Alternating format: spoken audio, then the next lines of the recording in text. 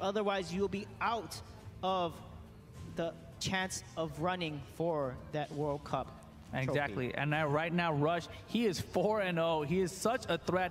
Zenial, the other kills on the Korea side with 2.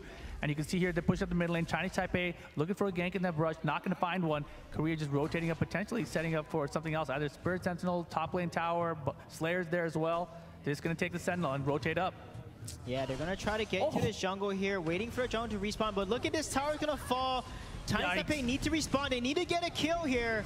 Yeah, they're trying. Rush is in a tough spot. They need to jump on him, but they're not going to be able to get onto him. Oh my god, the Moonfall is going to take out Benny. Here comes the shock to follow him with the combo. Wins in trouble. He's going to fall in. Oh my goodness, 3 down already almost. Can they get wins? Yes, they can. And then make it 4. Goodness. What a crazy fight there.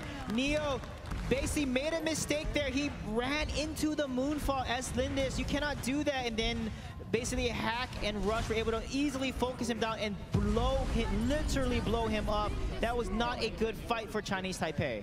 Yeah, now you can see Korea. They got a high ground tower. This is looking really bad. Yuzan, there's no way he's going to be able to defend against all 5 members of Korea. But Benny now with the respawn. Yuzan going to fall though right behind it. That's practically an ace. And in fact, that'll be an ace in the series because Korea going to take it 3-0. Ladies and gentlemen, we have our second grand finals team here. They'll be facing Thailand in an epic rematch. Team Korea showing us how dominant they are over Chinese Taipei. That is 6-0 over Chinese Taipei. Congratulations, Team Korea. They will move on to the grand finals of the Arena of Valor World Cup. Absolutely astonishing performance from Korea there.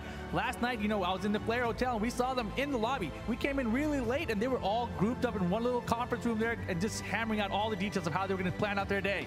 And so far, so good.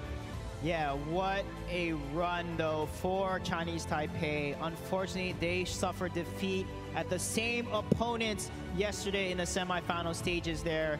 Decisive 3-0 yet again. This is devastating. Look at the number of kills differential. Korea with 11-1. Neo only 1 kill in Lindis, and you can see Hack, Rush doing so much work, but the story again has to be Sun this time. Chaser was the difference maker yesterday, but Sun is the difference maker today for Korea. Yeah, without a doubt, Sun, with that Zenial, had some astonishing plays there at the end of the game to help secure that victory. Chaser, though, still, you know, his shocks have been on point to help all those combos, to secure all those kills for the team. So I still think Chaser's an MVP on the team as well. Yeah, unfortunately, we saw Star wasn't able to make that much of an impact, and that was the story for Chinese Taipei with, for example, the Max side lane, the Preda in the mid lane, just as not much impact that they could. Benny getting caught out and killed every single time. The story has been the same from yesterday to today.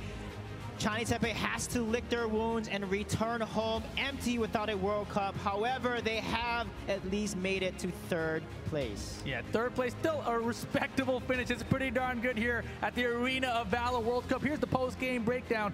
Korea looking fantastic as they move towards the grand finals against Thailand. What an epic rematch that is going to be. If you guys missed the set yesterday, it was a 3-0 in favor of Thailand, but so close in every single game. Yeah, they definitely earned the win. I cannot wait to watch the rematch. This is Korea's chance to get redemption, to get revenge on Thailand here. So congratulations again to Team Korea. Yeah, let's throw it on down to Matt. He is waiting with the winners. Thanks, Rip. Thanks, Sujay, for all of your work throughout the Arena of Valor World Cup. Great work, guys. Great work, too. Ladies and gentlemen, our finalists, Korea. J-Jack, I want to seize on something that Rip pointed out. We had a long day yesterday. We all got back to our hotel at 3 o'clock in the morning this morning. And when we did, Rip and myself and the other casters, we saw you guys huddled up at 3 o'clock in the morning in a room preparing for today. How much do you want to get this whole win and be the world champions? 얼마나 이 승을 원하십니까? 이번에 결승전을 못 가면 저희가 팀을 해체할 각오로 정말 열심히 준비했기 때문에 꼭 결승전을 꼭 이기도록 하겠습니다. We've prepared extremely hard to come here. We've decided that if we're not able to make it to the final stage as this team, then it might be the final moments as this team. And that's the idea and thought that went behind the preparation, so we are very prepared. Wow, so this is it. If this team doesn't win the World Championship, we won't see you guys play together again? 그러면 이번에 우승을 하지 못하면 그러면 다시 못 보게 되는 건가요? 결승까지. Up to the finals. Up to the finals. Oh, so they got to the finals, so all is well. Okay, so big final is coming then against Thailand. You've dealt with Chinese Taipei. Thailand await. You had a good game against them yesterday. You nearly took a round and then they backdoored. It went 3-0 to Thailand. What will be different today? 이번에는 어떻게 다를 거예요? 이제 태국이랑 경기를 엄청 많이 했기 때문에 어제로 이제 전략이 분석이 다 됐다고 봅니다. 이제는 결승전에서 4대0 하는 모습 보여드리도록 하겠습니다. We played against Thailand a lot, and after yesterday's matches, we feel that we've analyzed them completely, and today we'll win 4-0. Oh, it's going to be 4-0. All right, J-Jack, earlier on when I spoke to Shari, he said, coming second in this, you still win a good prize. You're going to beat them 4-0. Do you have any words for Thailand about what's coming? 그래도 태국한테 하고 싶으신 말 있나요? 태국? 태국, 다음은 너야! Next, it's Thailand. Yes, it is. He's doing my job for me. That's okay. J-Jack and Korea are in the grand final for the World Championship. Let's show you the bracket. Let's show you how the Arena of Valor World Championship will be settled. Korea in that 6-0 sweep over Chinese Taipei, beating them out 3-0 yesterday when we started these finals and securing their spot in our grand final with another 3-0 here. Thailand, though, they had a 3-0 of their own yesterday, early in the morning, and it was Korea who lost to them. That's what we're looking forward to, our World Championship final. It's Thailand against Korea. It'll be a best of 7, and it's coming to you next. Don't go anywhere. We will have a short break, and then the Arena of Valor World Cup World Champion will be found.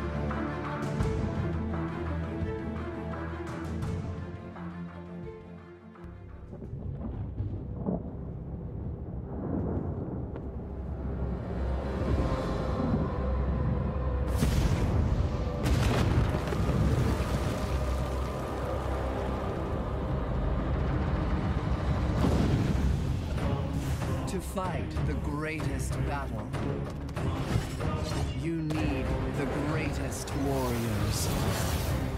But heroes must be forged in ultimate combat, competing for the ultimate prize.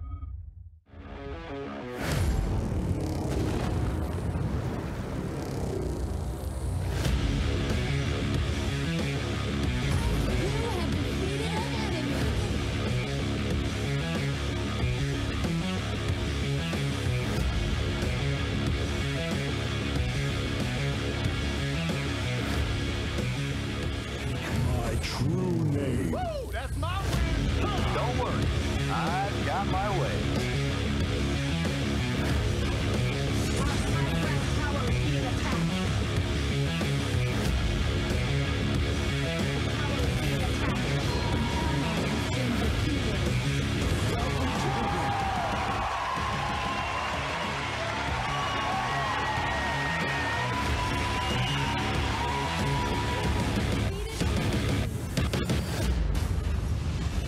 Download and play now.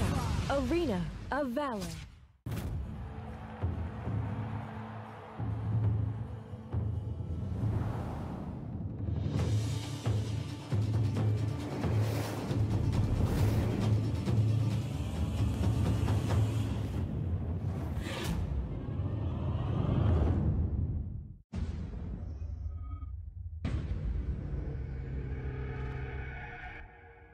Welcome to the Hero Spotlight for Baldum the Monolith. Baldum is a tank that likes to rush into the enemy team and cause mayhem in the form of epic crowd control. Let's get into the details. Baldum's passive is hulking. Baldum's physique grants him 18% bonus armor, while his normal attacks deal additional magic damage. Hulking makes Baldum the stuff of nightmares for assassins and other physical damage-based heroes. For this reason, try equipping Gilded Greaves to build up his magic defense. Baldum's first ability is Wild Charge. Baldum dashes forward a short distance, dealing physical damage to enemies along the way. He stops when he runs into an enemy hero, then swings his totem and tosses the hero behind him, dealing additional physical damage equal to 8% of the target's maximum HP and slowing the target's movement speed. While laning, Baldum can bait an enemy into harassing him near the tower. Once they're close, use Wild Charge to get the enemy within the tower's attack range to pick up an easy kill. Baldum's second ability is Wild Stomp. Baldum stomps the ground, dealing physical damage to enemies nearby and reducing their movement speed. Enemies affected by the stomp deal less physical damage to Baldum. The cooldown of this ability is reduced by 0.3 seconds when it hits an enemy hero. Use Wild Stomp to further reduce the physical damage dealt to Baldum. This is especially useful when the enemy is grouped together, as each successful hit on an enemy hero will reduce his cooldown. Baldum's ultimate ability is Wild Prison. Baldum smashes his totem into the ground, causing the ground to collapse, trapping all enemies in the target area and rendering them immobile. Trapped enemies receive physical damage and their movement speed is reduced after they are freed from the prison. Use Wild Prison to your advantage when positioning for a team fight. Baldum can use this to trap the enemy for a quick kill, or to trap enemy heroes during an early tower rush, turning the tide of battle in your favor. Listen up, both noobs and veterans. Here are some tips to make you even more epic when using Baldum. Our first tip is a good combo to set up your ultimate. Wild Charge, followed by Wild Prison, then Wild Stomp, or 1-3-2. This combination will help further control the enemy for your team. Our second tip. During a team fight, use Wild Prison to split up the enemy team, giving your team a chance to take some of them down while they're separated.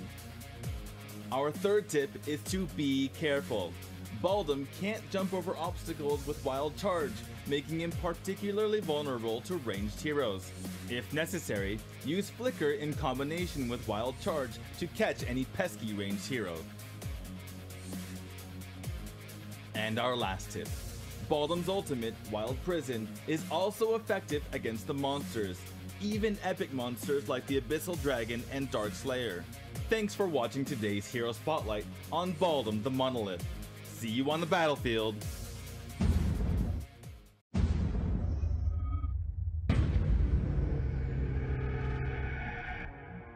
Welcome to the Hero Spotlight for Roxy the Adventurer.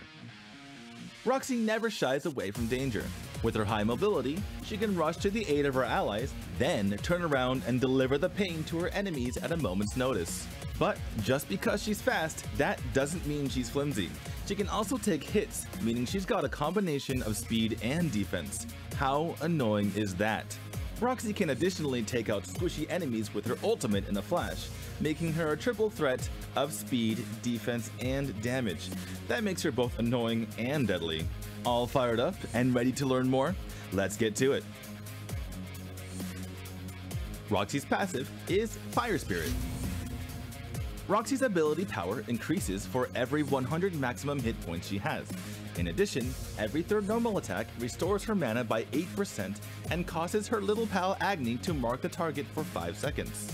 More HP equals more ability power, so stack up that HP. We suggest getting Holy of Holies to efficiently increase both her survivability and damage. Roxy's first ability is Wildfire. Roxy's skates are infused with fire. When powered up with mana, flames ignite under Roxy's feet as she rolls across the battlefield. Each flame lasts 2.5 seconds and deals magic damage every 0.5 seconds to nearby targets. If an enemy is marked by Agni, Roxy's health is restored by 1% of HP lost and 2% if the target is an enemy hero. But don't get carried away, this effect does not stack. While active, Wildfire continuously uses mana, so be sure to switch it on and off as necessary. Because Roxy can be healed when Wildfire hits enemies marked with Fire Spirit, be sure to get that mark up first, then activate Wildfire and hit them for those sweet heals. Roxy's second ability is Blazing Shield. Roxy gains 20% movement speed and a flame shield that absorbs damage equaling 6% of her maximum HP for 3 seconds. Enemies who come in contact with Roxy's shield have their movement speed reduced by 50% for 1.5 seconds. Getting pummeled by the enemy? Use Blazing Shield to soak up those hits. Better yet, combine it with Wildfire to increase speed and healing while both damaging and slowing down every enemy you touch. You can literally skate circles around your enemies. Finally, Roxy's ultimate is Agni's Grasp. Roxy's fiery little friend Agni reaches out, marking and pulling in the first target it touches for 2.5 seconds. Roxy is still able to move while the target is dragged along, and Wildfire's cooldown immediately resets. While being dragged, the target ignores obstacles and is immune to other control effects. The target also loses a percentage of their HP as magic damage. It's a bit difficult to get off Agni's Grasp when the enemy is prepared for it, so it's best to use it to open up an ambush. Better still, pair it up with a control effect from an ally and watch the enemy burn. With the following tips, you can make Roxy an even more awesome adventurer. Tip number 1. Focus on leveling up Wildfire first, as it's Roxy's main source of damage. It's most effective against enemies who have been taken in by Agni's Grasp. Once you fire off her ultimate, be sure to follow it up with Wildfire and Blazing Shield. The combo in full is Agni's Grasp into Wildfire followed by Blazing Shield. Tip number 2. Roxy is great at clearing lanes on her own, so she should generally be placed in the solo lane. She can even put a stop to the enemy's advance by quickly clearing minions behind the enemy tower. Tip number 3. Roxy is relatively mana hungry, but when she's low on mana, she can rely on her passive to get some of it back. Make sure you get off normal attacks on the enemy to activate her passive Fire Spirit. And tip number 4. We generally recommend Flicker for her talent, but if you want to go all out offense, feel free to select Sprint instead, as it allows her to close the distance on the enemy faster, making full use of her Wildfire and Blazing Shield. Follow these tips and you're sure to leave your enemies scorched.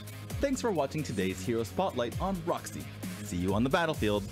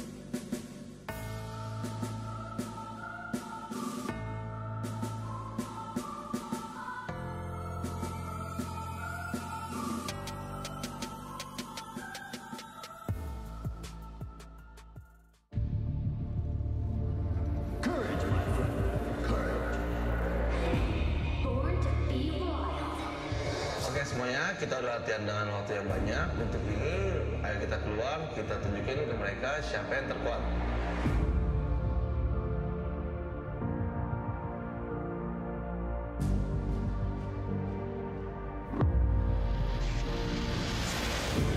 พื่อนๆเตรียมตัวไปจับตัวแหลมจับตัวแหลมจับตัวแหลมฆ่ามันให้หมดอย่าให้มันหนีไปกันบ้านด้วยกันบ้านด้วยเดี๋ยวจะได้โบห่างคะแนนเลยต้องไปเลยต้องไปเราว่าเราเลยต้องไป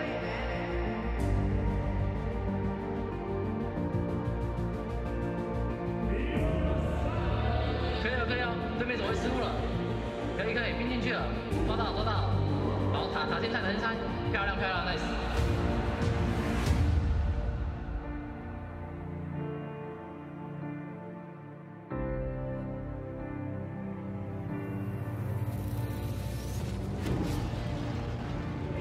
Okay, if we lose this tower, we can fight them back. I know we can do it. This is going to be the fight of the century. Let me take the shot. Everyone, come back down. We need to defend. Come on, we can do this.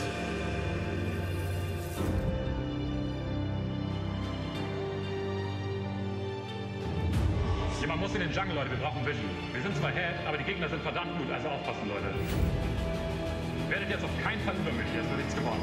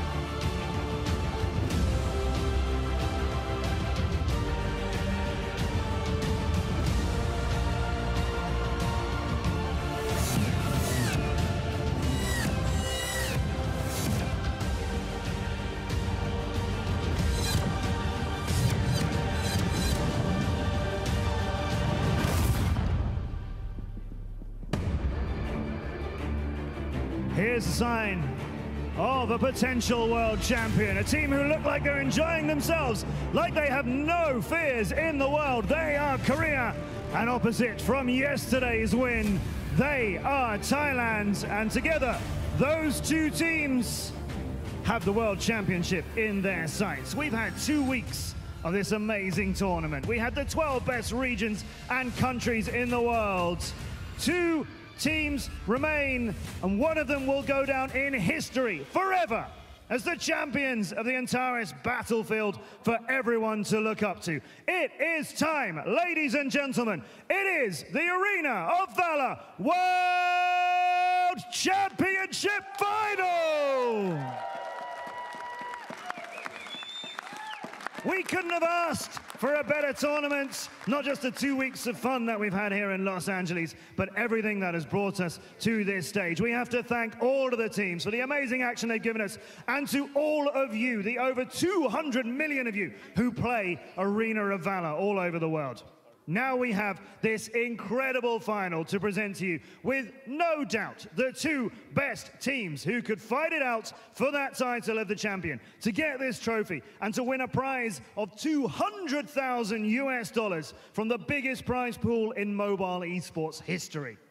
Everything looks at this stage now to see who it is who is the best team in the world.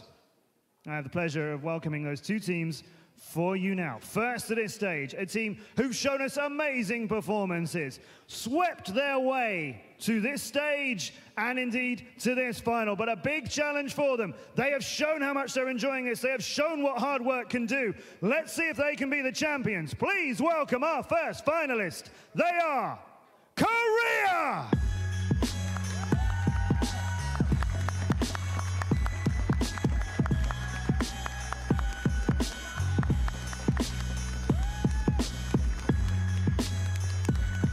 Congratulations to you and welcome to our grand final stage. Ladies and gentlemen, Korea! Chaser, Rush, Hux, Sun, and their captain J-Jack are here to try and claim our title of the world champion with great support from our audience here in Hollywood. Their opponents, though, not to be underestimated, came into this tournament as the #1 seed, won the boot camp back in Bangkok in their home country, had great performances throughout of our group stage and quarters, got to this stage as many people thought they would, and beat Korea in a match only a few hours ago to secure this spot in the final. Can they go all the way? Can Korea stop them? Let's meet their opponents, and they are Thailand!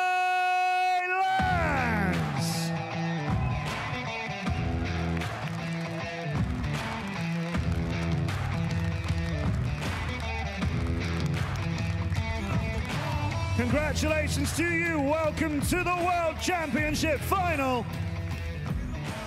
The Thailand team of Shari, Jamco, Mimax, Red, Moss, and 007X. Ladies and gentlemen, Thailand! The best teams in the world. Exactly what you want from a world championship, but who's got it?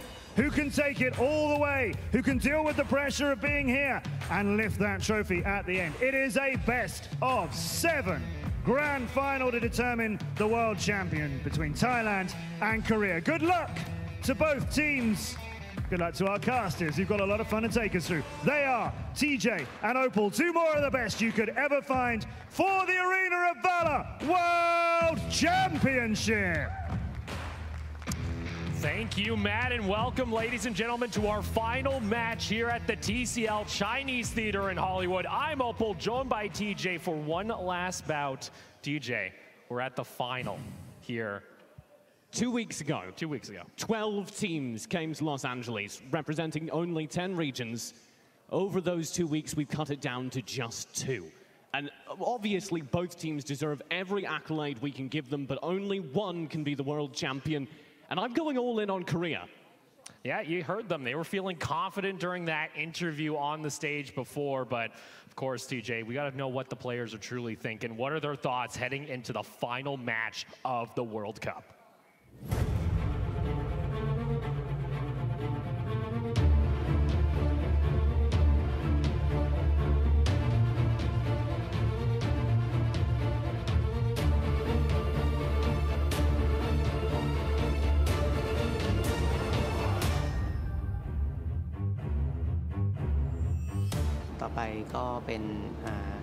OP นะครับโอลิมปัสนะครับโอลิมปัสเนี่ยเขา 태국팀의 단점으로는 싸움에 너무 치중하기 때문에 더 많은 것을 한 번에 많이 못 보는 것 같습니다. เราก็ฝึกฝนพยายามเต็มที่ครับเพื่อไม่ให้ผิดหวัง 저희 팀의 강점은 단합력이 좋은 것 같습니다.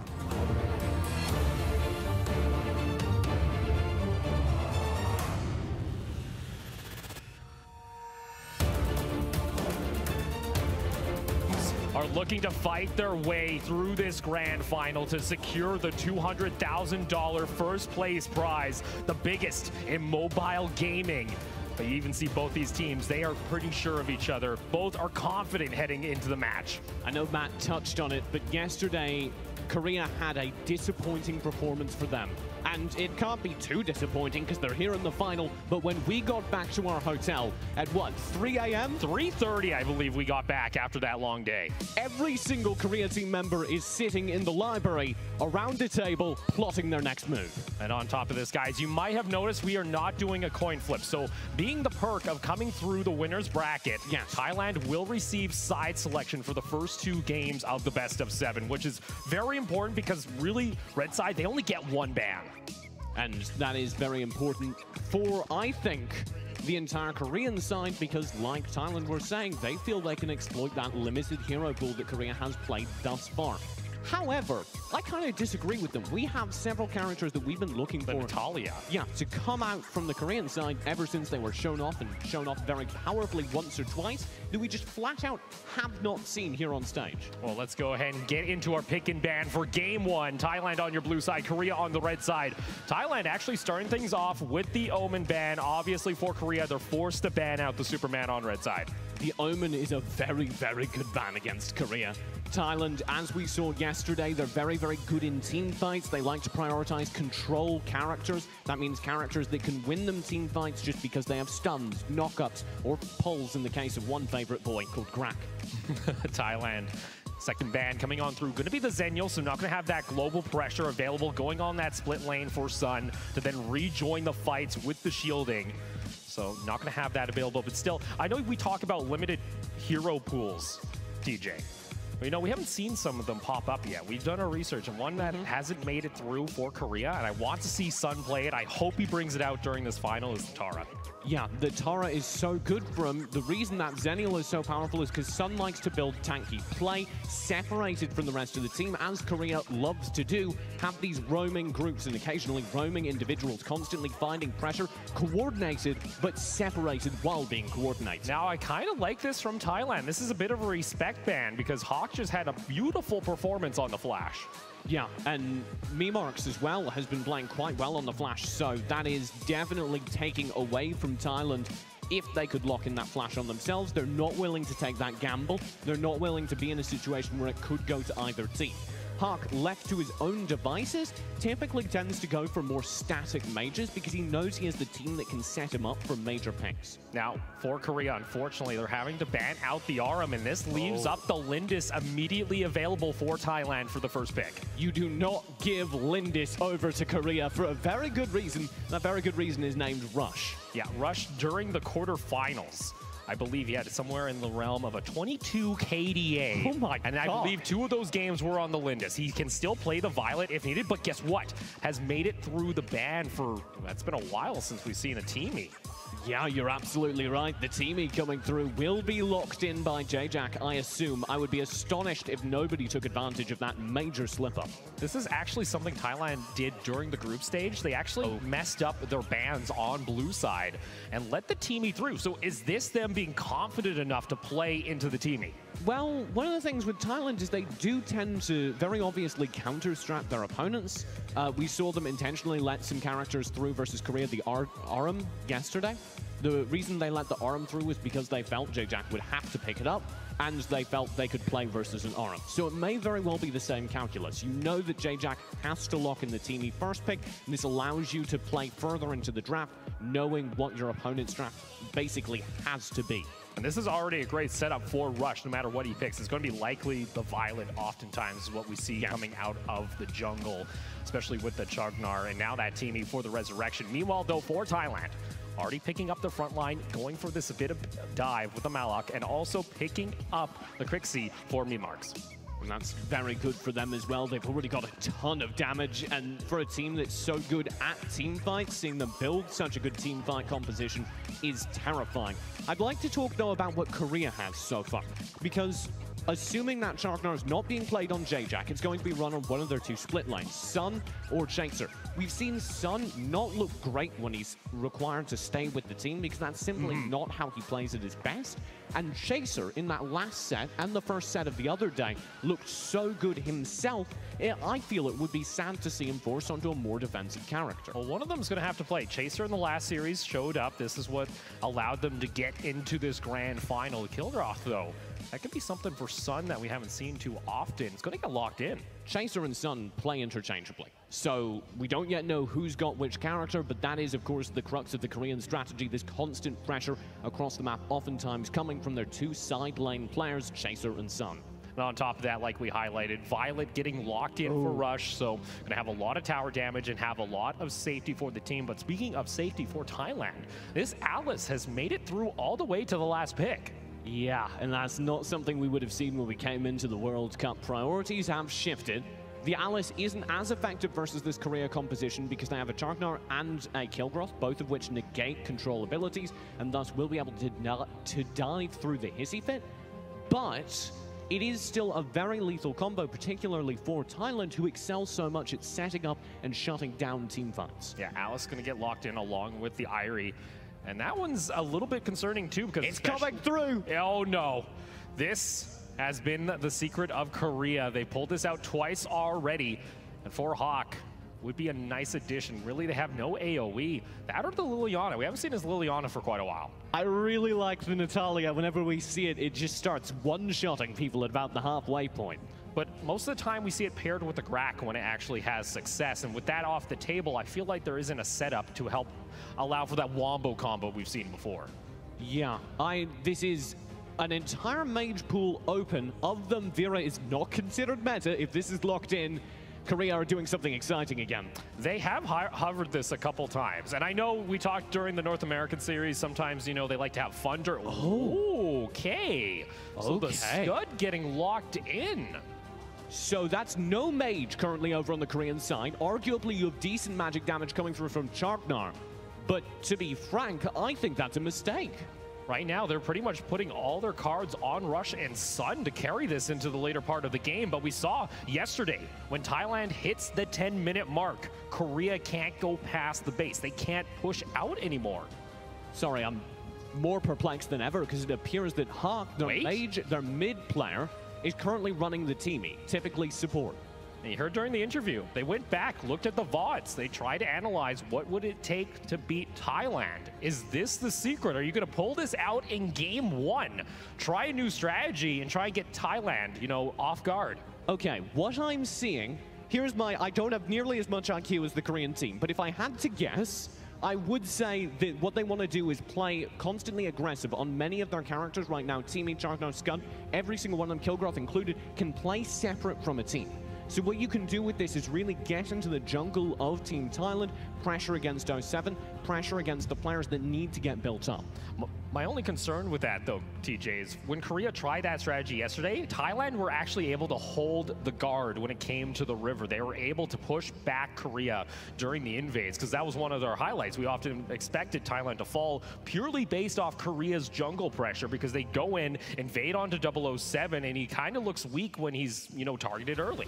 Yeah, when 007 has been shut down both throughout the boot camp and the group stage, it has been a pressure point where you can shut down Thailand. However, like you said, that did not work yesterday. Well, you guys saw it, the trophy these players are going for. It's game one between Thailand and Korea. And already Thailand are playing aggressive. Is this a repeat of yesterday? Are they going to be able to secure their jungle early? Korea gonna answer immediately back onto the Sage Golem. So a pretty safe start from both sides. Both not going to go in and collide up toward that topside river. That's actually something we saw, I believe, during game 2 of the series yesterday. Where it was a little bit of a change up here where Thailand actually invaded toward the top side of the map and then tried to collapse back onto Korea. Rush already coming in toward the mid lane, just going to look to try and soak up some of the minions. Maybe this is the idea. You're trying to funnel gold onto the Violet, allow him to farm up. Look at JJ. He's just living there. So JJ constantly playing kind of a roam position on this Charknar will allow them to have a little bit more understanding of where Thailand are on the map. This gives Korea a little bit better map control. They can then secure their jungle and, like you say, maybe focus it on over to Rush. However, there are a lot of maybes in that analysis. We'll just see. Hawk is staying right next to Rush right now while he's going through the jungle, and J-Jack's actually holding the wave when it hit mid lane on the last rotation, and they put it onto Rush, so it really feels like they're putting all their cards onto this late game Violet to help carry them or try and excel the gold so that she can start carrying earlier on into that mid game. Yeah, it's a hard thing to say late game in terms of Korea, because when they excel, it's when they're winning at or around the 10-minute mark. If you don't see them in dominant control of the game by the 7-minute mark, they may lose then and there. 007 flicker on forward from Hawk. The stun's gonna land. Rush wants the kill, and first blood goes to Korea in the grand final.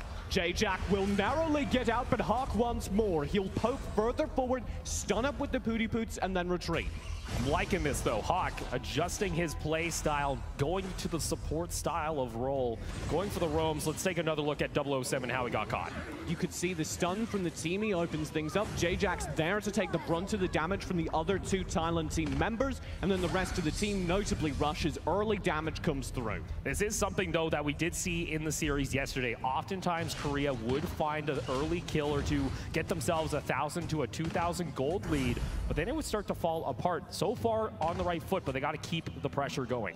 So notably what's different is that Korea seem to have full control of their own jungle, and that gives them the farm they were missing. This first major objective will be kind of decisive for me, because if Thailand pick it up, they undo everything that was just done and indeed take the lead. If Korea pick it up, they double down on that gold lead and have a good start to their famous momentum swings. And that's something we actually saw during Game 3. I believe it was Thailand that had 7 Abyssal Dragons. Sure, it was a long game, but they were able to get the pressure, get the momentum, and get the control on the map around this objective. You do see Korea trying to contest here. It's only J-Jack. He would have to steal it away, but 007 going to put down the punish. Thailand's able to even out the goal. And that brings the gold closer to Thailand's favor, like you say. Here's the shock. Is separated from his team. The damage comes on through, and the last auto comes on through. That's going to be the being a bro. Can Korea turn the fight? But look at the health bars, TJ. Hawk is so low. J-Jack is going away, but here comes Chaser on the Scud. Memarks will pick up the kill onto Hawk, but they're able to trade on back. Here comes Sun all the way from the top lane, coming through the river. They're going to trade 1 for 1. What on earth was that from Korea? That was one of the best adapted team fights I've ever seen from them, and they nearly get Memarks as well. Just shutting down the Lindis this early on is massive. They'll get a tower as well. This is a key tower too, because once you've opened up the mid lane tower, especially on this map, because it's, you know, it's a small map, it doesn't take a whole lot of time to go for a roam. You open up all this map control for Korea, and that's what they excel at. And that's what Korea need to, or rather Thailand need to start worrying about from Korea, is the fact that now Korea has the beginnings of map control. They'll start doing this, bullying out even your small jungle camps. And that's why J-Jack switching over to this Chakner is working a little bit better than I expected, because it gives them an extra man with a little bit of HP who can stand around in the jungle, roam aggressively. And you can actually just have this trio go as a unit for these invades. If you're able to catch out this Linda, slow down 007 and his scaling, it shuts down Thailand. Still see him though playing safer toward the bot side of the map, has fallen 2 times. He's been the main target for Korea, and I like the target selection coming out during the fights. I have a game I play. It's called 7 Minutes. Are Korea winning or not? And if Korea don't speed up the pace, we're going to be playing the game where we go to the late game against Thailand, and that's not a very fun game if you're facing them. Shock comes on through from Thailand, just looking to zone out the wave, also putting down the Alice ultimate, but Abyssal Dragon has spawned. Those are 2 big ultimates you would love to have during a team fight. 4v4, who's going to go for the fight? Looks like Korea wants to start things off. Rush onto the side, is able to get damage, he gets knocked up, has to flicker away. J-Jack now a little bit low himself. Cherry will fall. Hawk is able to pick up the kill. Rush wants the extra hit onto 007. He won't be able to find it, but Korea now have the man advantage. They could go for this Abyssal Dragon. They should go for this Abyssal Dragon, but Korea are always a tower-focused team. They want this tower first and foremost because it gives them map control with which they hope to pick up every next Abyssal Dragon. And now that's a 3,000 gold lead for Korea. Going to add a little bit more with their first Abyssal Dragon of Game 1. So far, so good, it would seem, adapting to the playstyle of Thailand. 007 is playing aggro in response, and this is the right answer from Thailand. If they're starting to feel comfortable in their own jungle, do what worked yesterday.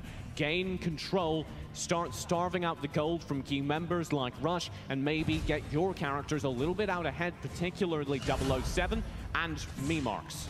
Yeah, for Rush, though. Over toward the side, going to go ahead and pick up his Might Golem. Sun sitting right now at 4K. Been slowly farming up. He tried to come on down for a fight, wasn't able to find an assist, but this Kilgraf is slowly going to start scaling, and that split lane pressure is usually key for Korea. Remix wants to go for the fight as he gets put on down by Moss as just a safety precaution. They do not want to go for a fight against Korea. No, and I wouldn't either if I was this far behind from Thailand. They play best well past the 10-minute mark, and I said 7 minutes or Korea winning. They're continuing to push forward and indeed threaten these towers. That's now the third tower of the game. All outer towers are taken. Jack over toward the side, has to be careful. Is able to escape through the river, but that is going to be a man effectively down for Korea. That's going to force them to have to back off toward the top side. Okay. Korea, in the past, a few times, maybe a few too many times, has been burned by Dark Slayer control. I don't want to call anything out, but watch how Thailand play around this Slayer and how Korea sometimes expose themselves to these major objectives getting stolen away simply because they put far more priority over on towers. For me, that's the most likely way Thailand gets back in this game. Well, you even saw there, you had the Kilgoroth, you had the Violet. On top of that, the teamie also around that Dark Slayer. They could have actually started it up, but Thailand was a little too far away, and even then they didn't have the vision, they didn't have the knowledge that was happening. Hawk has to be a little bit careful here. That's going to be Al's ultimate going on down. Being a bro is going to be popped. He's going to have the resurrection. Moonfall coming on through. Shock not going to fully commit. And 007 has to be careful. That was a lot of damage coming on down, even in a 3v4. Make it a 5v3. Chaser now onto the side flank. This is what we have prided him on, for his Scud play. Korea, though, gonna back off. Meanwhile, Sun is just chipping away in the top lane, and that's what he does. Thailand are playing a very dangerous game. Should even one of them fall, Korea will feel confident enough to get that Dark Slayer, the nail in the coffin. This is starting to get a little bit scary, TJ, because you can see the damage that Rush can do, and just taking down Moss as it falls. Korea now starting to surge ahead over 7,000 gold at 8.5 minutes. And Korea will get this pressure on every single lane. We said 10-minute mark is when Korea plays their best AOV. We're nearing it now, and they're nearing the base. Want to try and get onto this high ground tower. You can just see if Rush is able just to get one auto attack onto that tower, it hits almost half health. And this is different from what we saw during the series yesterday, TJ, because oftentimes Korea were able to find themselves some towers, they were able to find some kills, but the gold was still pretty close. This time they have really opened up their gold lead, and you can start to see them exerting the pressure. And that's because of that Chagnon change-up. The fact that Korea had an extra jungle player allowed them to constantly maintain their own line around the jungle river and never gave Thailand the chance to do what they did in the series yesterday, which was control the Korean jungle. Yeah, and it was a long series yesterday during our finals. You can see there Cherry was farming up a storm with the gold, 10.5k, but still. Has to go against Korea, which right now are pretty much sitting at that advantage here in game one of the grand final.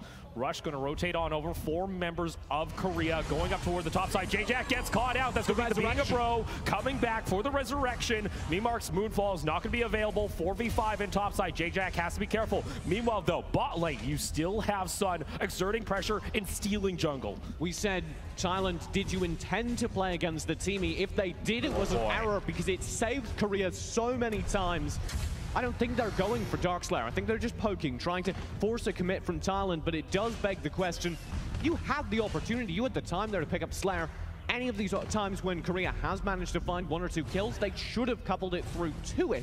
And frankly, the fact that Korea are playing a little bit passive, playing a little bit more slow, is really starting to worry me. Yeah, especially because you saw how much damage Rush was just doing there. He's actually 4k gold ahead of 007. He has about an item and a half on top of the opposing jungle. Honestly, Korea, they just got to play around Rush. They got to force these fights because I feel like they can.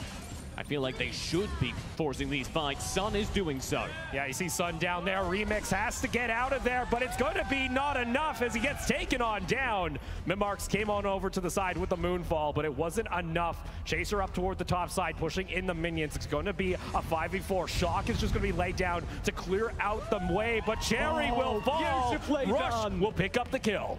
And now, Korea, this is where I start begging, please turn this into a Dark Slayer. I know you have Wave, and they're so tempted to go for it, but you have a Lindis against you as well as a Crixie. This is a very good clear. They're just going to go for the dive, TJ. Memark's going down extremely low. Chaser picked up the kill. Minions start to full on through, and the grand final is going to start off with a victory for Korea.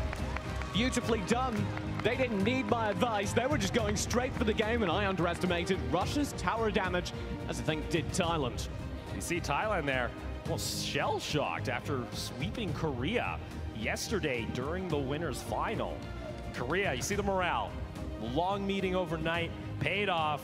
And they're looking to fulfill that prophecy of going for a 4-0 reverse sweep here in the grand final. Let's go ahead and take a look at the stats.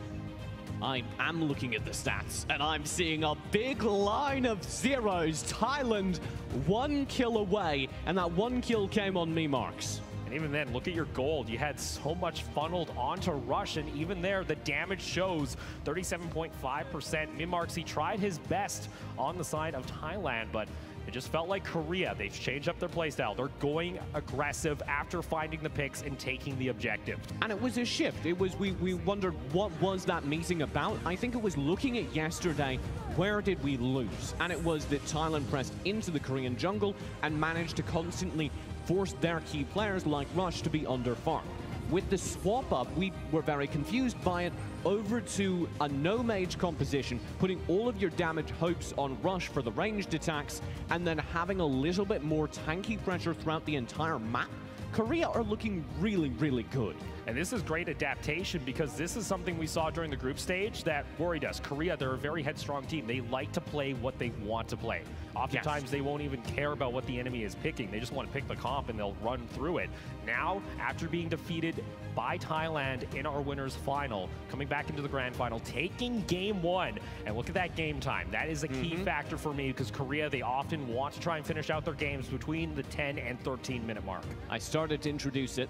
My game is 7 minutes. If Korea are dominantly in control at the 7 minute mark, they will win the game. If Korea are in a tie game at the 7 minute mark, they will probably lose. And it's an odd calculus to make, but we saw yesterday so many games from Thailand. Korea came so close, and Korea just don't really seem comfortable in the late game when it all becomes about team fight. They're much more comfortable when their map control and their constant clever play around all the towers can be major and change the course of the entire match. All right, Thailand still have blue side here into game 2. Gonna go ahead, ban out the Omen. Gotta ask, you know, is there gonna be any change-ups here during the draft? I don't feel like he can let go of that teamie. No, on the but blue side. If they let go of the teamie, then they let something through, and I don't know that they're comfortable with that. With the first pick, they can keep Lindis. They can hold on to that all-important Lindis, because once again, that's a devastating pick to give to Rush, particularly after that last performance last game. But my theory is, and Thailand, you'd have to be insane to go for this because you're relying on Korea to ban out sensible picks. What if you ban Lindis, pick Violet? That's a possibility. It would force Rush onto the Slims, because that's oftentimes what he falls back onto. Could maybe pick out the Fennec if he wanted to go for it too, but that usually forces him onto something that's looking to set up plays, not the hyper damage carry we're used to. And that looks so good for Thailand in my mind, because they're finally able to not be constantly taking big hits from the backline. Well, bans are looking to be the same here, TJ. Is Thailand going to ban out the Omen, the Zenial, and the Flash? Meanwhile, for Korea, might as well just be the same here. They haven't banned out the Superman. I'm going to assume that's their plan. Look at that Aram Grak combo. I really like this from Korea. They're always consistently, regularly banning out control characters versus Thailand. That's because, yes, sure, maybe you get the Grak. J-Jack's a very good Grak player. Nobody is better at utilizing control characters mid-team fight than Thailand. Final ban coming on through for Korea. Superman's going in the to field. be the Lindis. Superman is in the field, as is Teamy. Thailand can choose one. Oh, this is Korea playing dirty, it would seem. They say, Thailand, what do you want to give up? You want to give up that Superman? You want to give up that Teamy? This would be the first time on the stage the Superman has been picked. He has a 100% ban rate, I think. Yeah, at least in the semis. In the playoffs, yeah. In the group stage, he was played twice and won both those games. It would be insane of Thailand not to first pick Superman. Thailand going to go ahead, lock in the Superman. So our first Superman on the World Cup playoff stage. Going to be locked in here for Thailand. Now Korea, they got the option for the Teamy. What else do they want to go for? The Violet? Teamy, and then you need something to shut down the Superman. You've created a monster, Korea. But here's the issue now, right now. Yeah, exactly, because Thailand are the ones that banned out the Omen. Thailand are the ones that just banned out all the control characters, which makes it very difficult to deal with Superman, because the number one way you deal with Superman is you slow him down, stun him up, and they don't have a whole lot to do that with. Yes, you pick Teamy, obviously. What comes next? I guess I'd like to see something high mobility. something that can pressure the backline? They just want to get because they banned Lindis. Exactly. Because they banned Lindis, they actually screwed themselves. Because they can't actually pick something directly to counter the Superman. Instead, they have to get the Violet. And then immediately Thailand going to go ahead, pick up the safety of that Chugnar, because now Rush won't have that to soak up the CC. Yeah, and Chugnar's a pretty decent play into Superman as well, because you have that long-range energy surge with a decent slow on it.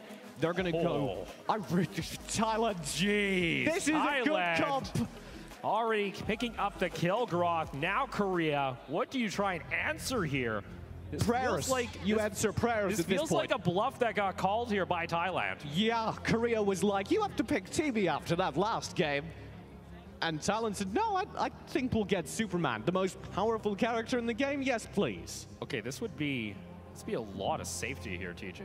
This is a lot of stuns, a lot of engage coming out here from Korea if they pick in this Alice too. So the big thing about Superman, when I say the most powerful character in the game, yes, he does a decent amount of damage. He's very, very powerful in and of his own right. But the #1 most harmful thing about Superman is that you need to build your entire team composition and your entire team playstyle around being aware of the Superman. So you need to pick up things that you know can deal with it, and that to me shifts Korea off of their optimal playstyle. Well, for Korea, going to go ahead. Do they have a mage? They don't have a mage yet, TJ. They're going for the Scud and the Alice once again here for Thailand. Now looking for their final picks. What do you want to try and round out this comp with? I feel like 007, he could go on something like the Slims to try and force plays. I want to see Thailand go for a big damage mage to round out this composition, because you have a lot of control in the Superman. You can push people back into big AoE ults like Moonfall. Yeah, honestly, there isn't a whole lot of dive coming out from Korea, to be honest. There isn't a front line yet. Static mage, just like I was saying, not quite Crixie. Praetor, though, it operates in much the same way. If you can group up your opponents with the Superman, you can knock them down with a Praetor. So Crixie is still available, but the Praetor is going to be the answer here for Thailand, as that's going to round out their composition for Korea. Still no mage being picked up. It worked in the first game. Oh, surely not. No. Oh, surely not. Not in the grand finals. It did work once during the group stage, TJ, so it's not out of the question, but I would still question it greatly. It did work. Oh they're checking out talents. Oh, this is going through. Okay, let me explain the Omega, which is a sentence I didn't think I'd say today. The reason you pick Omega here for Korea is because your one hope is to end this game so quickly the Superman is never relevant. If you can do that, you win before you have to really deal with them. The way you do that is you pick frontline characters that can burn through a tower. Yes. Omega with Disrupt would do that. Do it, son. I want to see this Tara. We've been talking about it all series long, all playoffs, the entire tournament. And we finally get to see it in Game 2 of our grand final. Okay, I was just adjusting to the Omega, but that's good because my gag reflex has reset. Now we have a Tara, and Sun is very good on the Tara, and it also works versus the Superman. Decent mobility. The Colossal Smash will allow her to dive onto the Superman with a slow. Most importantly, though, Sun's Tara, particularly, can build up a ton of HP. It's going to be very hard for even the Superman, until we get to the late game, to burn through him. We see their coach is going to go ahead, shake hands. Our compositions are locked in for Game 2, Korea. We're able to pick up Game 1, but now the question is this bluff going to come back and hurt them? After letting the Superman through the draft, Thailand now have it at their disposal. This would be, if Cherry loses on Superman here, this would be the first time we've seen a Superman lose a game in the Arena of Valor World Cup. And there's a reason why he's 100% pick or ban. Teams are scared of this pick. Just the mobility, the ability to dive in and also still be tanky. Honestly, when we talk about Superman, usually we can check mark almost every role in the game because he can fulfill it.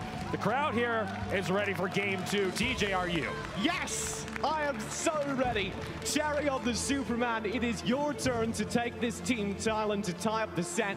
Korea, if you want to answer, it needs to be either lightning fast or brutally effective in the opponent's jungle the entire game. The only way you make this happen is if you're able to stop that Superman from ever getting farmed. Well, trophies on the stage. We're going to go ahead, load on in for Game 2 between Thailand and Korea. Korea with the advantage, 1-0 in the series. Already, look at how split Thailand are playing across the map. They're taking advantage of the fact that they can push through this top side and really leverage the Superman to zoom across the map and rejoin them should things get dangerous. And maybe even target Sun immediately, because Sun on this Tara, if he is left alone, like you mentioned, will scale, will become unkillable. And already a successful invade coming out from Thailand, Korea will answer. Korea just trading jungle so far. Nothing out of the ordinary for an early phase of the game. What is different is the fact that this mage is playing awfully defensively. This is because Praetor's a relatively static mage. He can't really join the attack squad until they know where the Korean team is. The Superman has collected them. Cherry has vision on 3 members. He can play aggro, push the lane a bit, comfortable that there won't be an instant flank on his static lower HP character. Usually your plan for the Praetor during the lane phase or the early game, you're just looking to clear out minions, look to just farm up that gold so you can slowly look to scale up, or maybe even look for a fight. J-Jack's gonna check out the bush there, has to use the shield. He's taken down extremely low. J-Jack gonna get stunned. Heal comes on back. Moss still leading this front line. Remix coming on over toward the side. Korea, though, get to the safety of the tower. Korea successfully able to back off. That was the one fight without the teamy ultimate. From here on in, Korea will likely have a resurrection, and we saw how powerful that was every single fight last game because so many of Thailand's picks were just instantly shut down. Saw Cherry down there with the Superman. We'll have to wait and see how much of an impact he can make. Chaser so far doing so well into the matchup. Remix will be playing carefully because they know they want this Spirit Sentinel. J-Jack's nearby as well. Sun's rotating down. Yeah, you see though down onto the mini-map toward that Abyssal Dragon. It's going to be started up here by Korea, already prioritizing the objective. Want to try and get the gold, funneling in onto Rush. That's odd for Korea. Normally they're very, very focused on tower control. This is definitely a game plan that is shifted according to the draft phase. Korea want to get their gold out ahead early so that Superman isn't quite so terrifying in the mid-game. Yeah, there's been a big shift, TJ. Superman is being played in our grand final. You're not wrong. I'm not wrong when I say this was not expected. I am, though, very happy that we will get to see Sun on the Tara. I want to see him become that late-game monster. I know, TJ, we talked about it briefly during yesterday's match, how it can be a little bit out of control, can become unkillable during the late game. Yeah, we've been hyping up Sun, and I sure hope he gets to show off his Tara build, because it would be silly if he didn't. When he gets to the late game, if this game goes long, you can expect to see him easily taking 1v3s and maybe not winning them with damage, but definitely staying alive throughout them. That's because Tara specializes in regenerative abilities. He constantly has the ability to regain HP. And on top of that, it kind of acts as a safety net here for Korea, because if the game does go long, they will be able to try and answer back with Sun on the split lane. You did see the stats, though, there for the Superman. 100% picker ban has been in every single draft so far during the tournament, though it's starting to get beat around here by Chaser. Is going to keep getting knocked out. Broke. Sorry. Deep breath. When you're able to play a good Superman, it's all on the resets. If you can constantly get back into flight mode like Cherry just did, you get a little taste of why it's so dangerous to play against in late. You're just pushed around. Remix has to be careful there. Try to go toe-to-toe with Sun up toward the top side of the map, but has to back off. You see Korea, though, looking to position themselves. J-Jack actually putting down the ultimate. The fact there actually hasn't been a kill yet this game, TJ, is a little surprising for me. Korea normally would have pressured the tower by now. They're definitely playing much slower. See right now for Remix sitting at a pretty nice KDA stand on the Kilgroth, but he has to perform well here, and he has to go toe-to-toe with Sun. Look at Thailand, though. Looking for this Abyssal Dragon. Moss is just looking to try and scout it out. Korea has an idea that this is happening. Rush already level 7. The Abyssal Dragon going to be backed off here by Thailand. Sun and Remix still with their Eternal Duel in the top lane. Sun's going to start burning through damage here if he can get his regen up in time. There it is. Remix, got to be careful. Gets back underneath the tower, but this is pretty much the story that we're going to see until that Kilgroth gets to the very late game. Still, though, Korea positioning themselves toward this Abyssal Dragon. See Thailand, they want to try and find something on the map, but they have slowly been losing out on farm. Look at the goal total already from Korea. That's 2,000 without taking a single objective minus the Abyssal Dragon. This is, dare I say, a very Chinese style of play. Very, very defensive farm for Korea. They want to get their gold up very high before they feel safe taking any of these team fights. And it's not silly, it's very smart considering their opposition. Chaser gets back down toward this outer tier tower. Look at top side though. Korea might be looking for a play, trying to dive on toward the top side of the map. Remix has to back off completely, and first tower of game 2 goes to Korea. Pressure will shift now towards the mid lane. Korea got that uncontested and they want more. Thailand will play aggro now, but look at the flag. Chaser gets onto the backside. Mimmarks has to be careful on that Preta. Tries to get some damage back and he gets rushed. He rolled actually into that one in mid lane. Has to be careful with his positioning. Hawk though doesn't want to stop there. Wants to go for the play. Gets on top of 007. Korea invading into the jungle.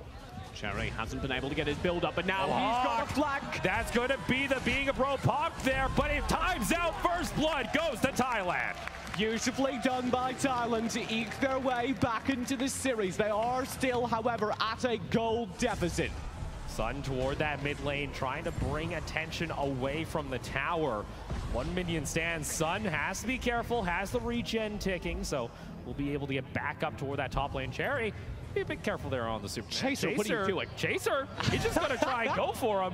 Gets him underneath the second tier tower. But that's gonna allow Chaser to get some damage here onto the bot lane first tier. Not just some damage, half his HP. Moss and Mimmarks need to shut this down.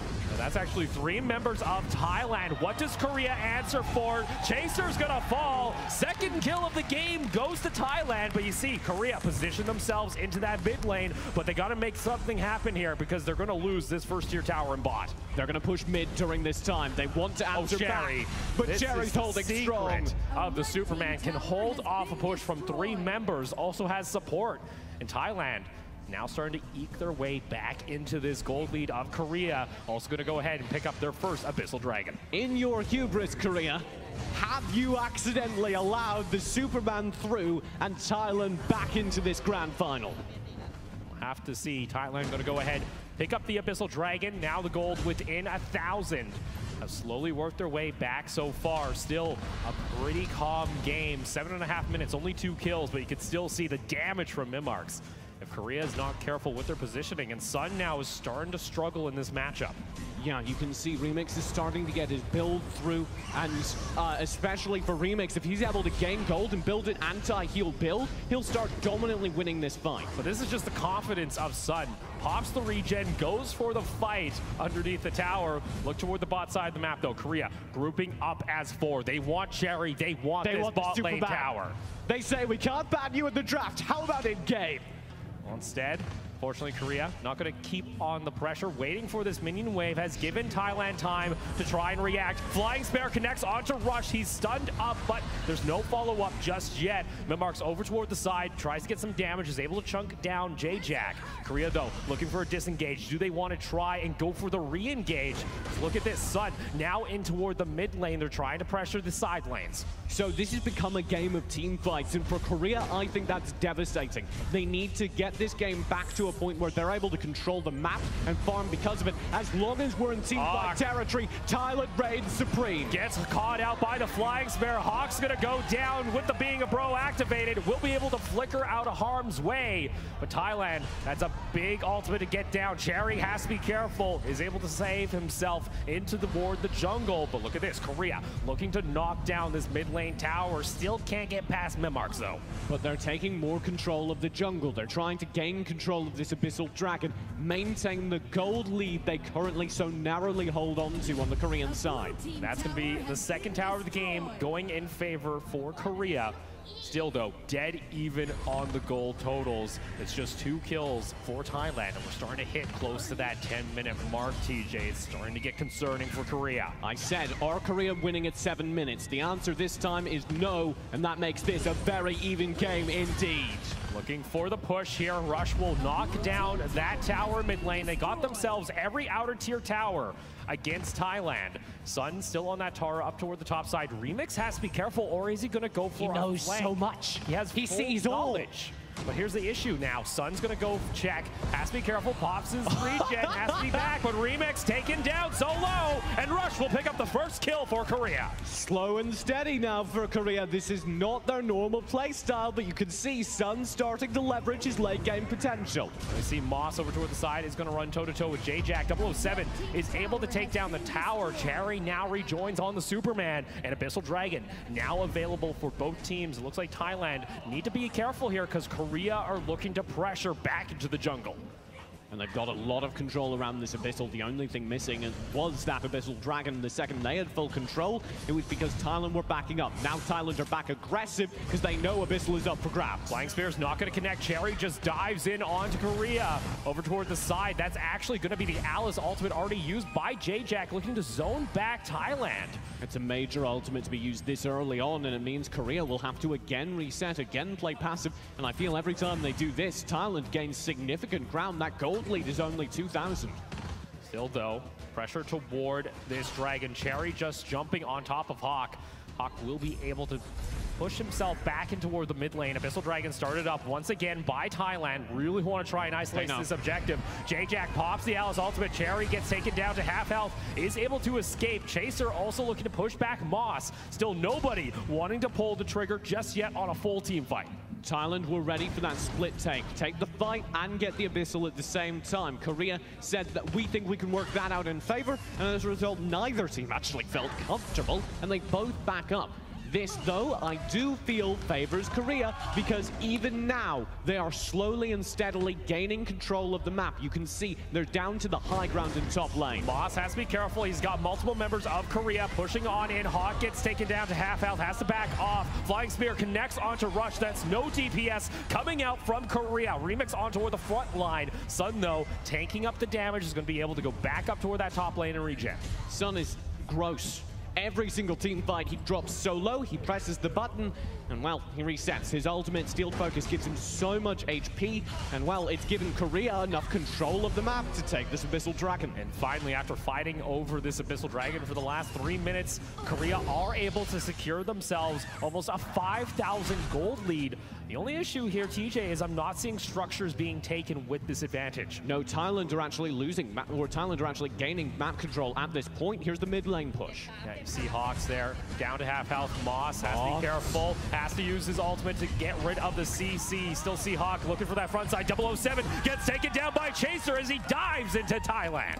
Again, Chaser showing up. He was not here versus Thailand yesterday. He has made his mark on the map, and that's given them such better results already. And you can see already the invade, the pressure coming out from Korea with this 3-man unit of J-Jack, Hawk, and Rush. Toward the bot side, though, Korea have now rotated Sun to try and apply pressure to this lane, try and get that second-tier tower, try and draw Thailand away from the mid half of the map.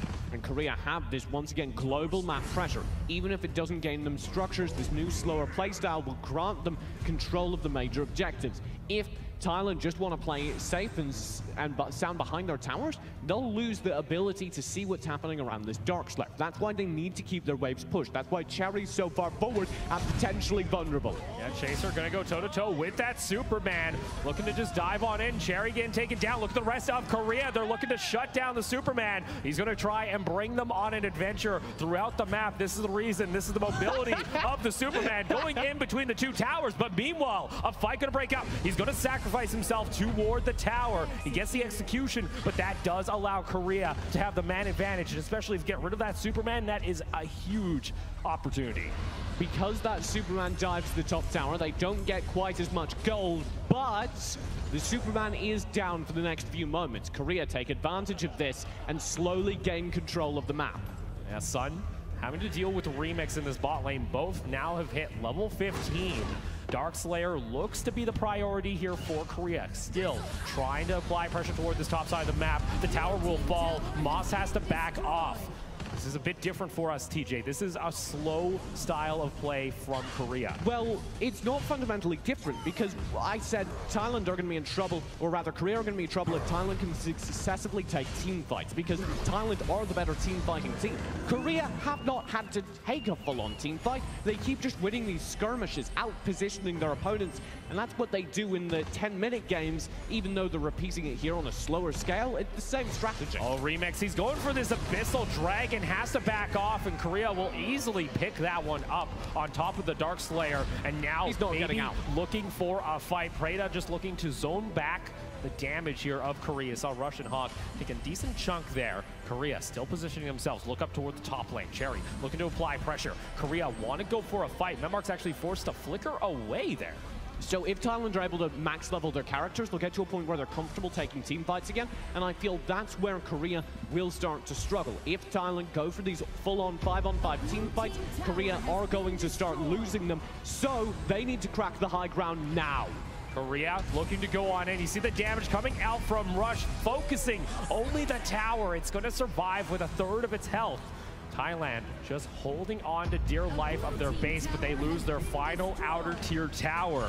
Now it's just a 3 that remain. 007 gets caught out there. Chaser will find the kill. Memmarks has to be off to the north side, but Rush, the crit coming on down. And now the tower is going to be the next target. A quiet game for Korea, but not for their scoreline. This could be the high ground falling. Moss trying to do what he can to save this, but the high ground is going to fall. And in top and in bot, it's just the core that remains. And Korea, they're able to defeat the undefeatable Superman and take game 2. Now that is something I haven't seen before. You allow the Superman through the draft. We're all worried about it here on the desk. Korea stay cool, calm, and collected, take their usual playstyle and slow it down by a factor of 10. Say, okay, we'll play characters instead of mid-game activation, we'll look for a late-game activation, and slow and steadily maintain control of the map the entire game. I don't think Thailand ever had a gold lead. That meant they were never comfortable taking a full 5-on-5 team fight. Because they never took a full 5-on-5 team fight, their team fight prowess never gave them an advantage. For me, TJ, this looks like a mirror image of what we saw yesterday. But this time, Thailand are the ones playing too safe against Korea, and Korea are the ones that are able to slowly pick up a gold lead, take this to the later part of the game. We didn't even get to see Sun on the full Tara build. We didn't get to see the monster that he becomes just yet. And the fact they were able to go toe-to-toe with a Superman, I think it's just so impressive. Yeah, and this scoreline is deceptive. It says 2-6. It was 2-2 right up until that final bait push. That's the other Korean playstyle. They're either over in 10 minutes, or you get this. 2 kills, dead even, but Korea are slowly and steadily working out the map. Oh, I would like to join a custom game myself. I want to get in on this tournament, guys. But let's go ahead, take a quick look at some of the highlights here where Korea, it was a slow game, and even Thailand actually picking up the first couple of kills, but they never got that gold lead. No, and this was just because Korea, again, they're not playing a dedicated mid laner, and I feel that's freeing them up to control more of the map. We may be observing a major meta shift. You see Korea there, all smiles, feeling confident in Thailand.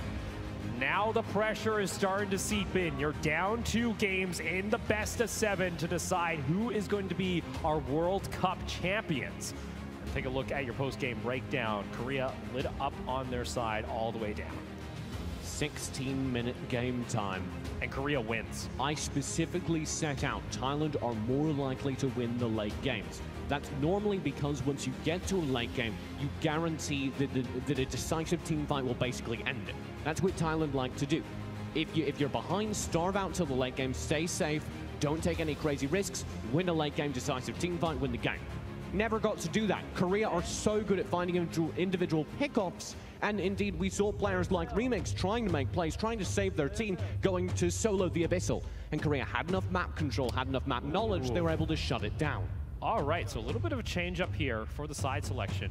Thailand would actually have it because they have now lost the game. They're opting to go onto red side. Interesting.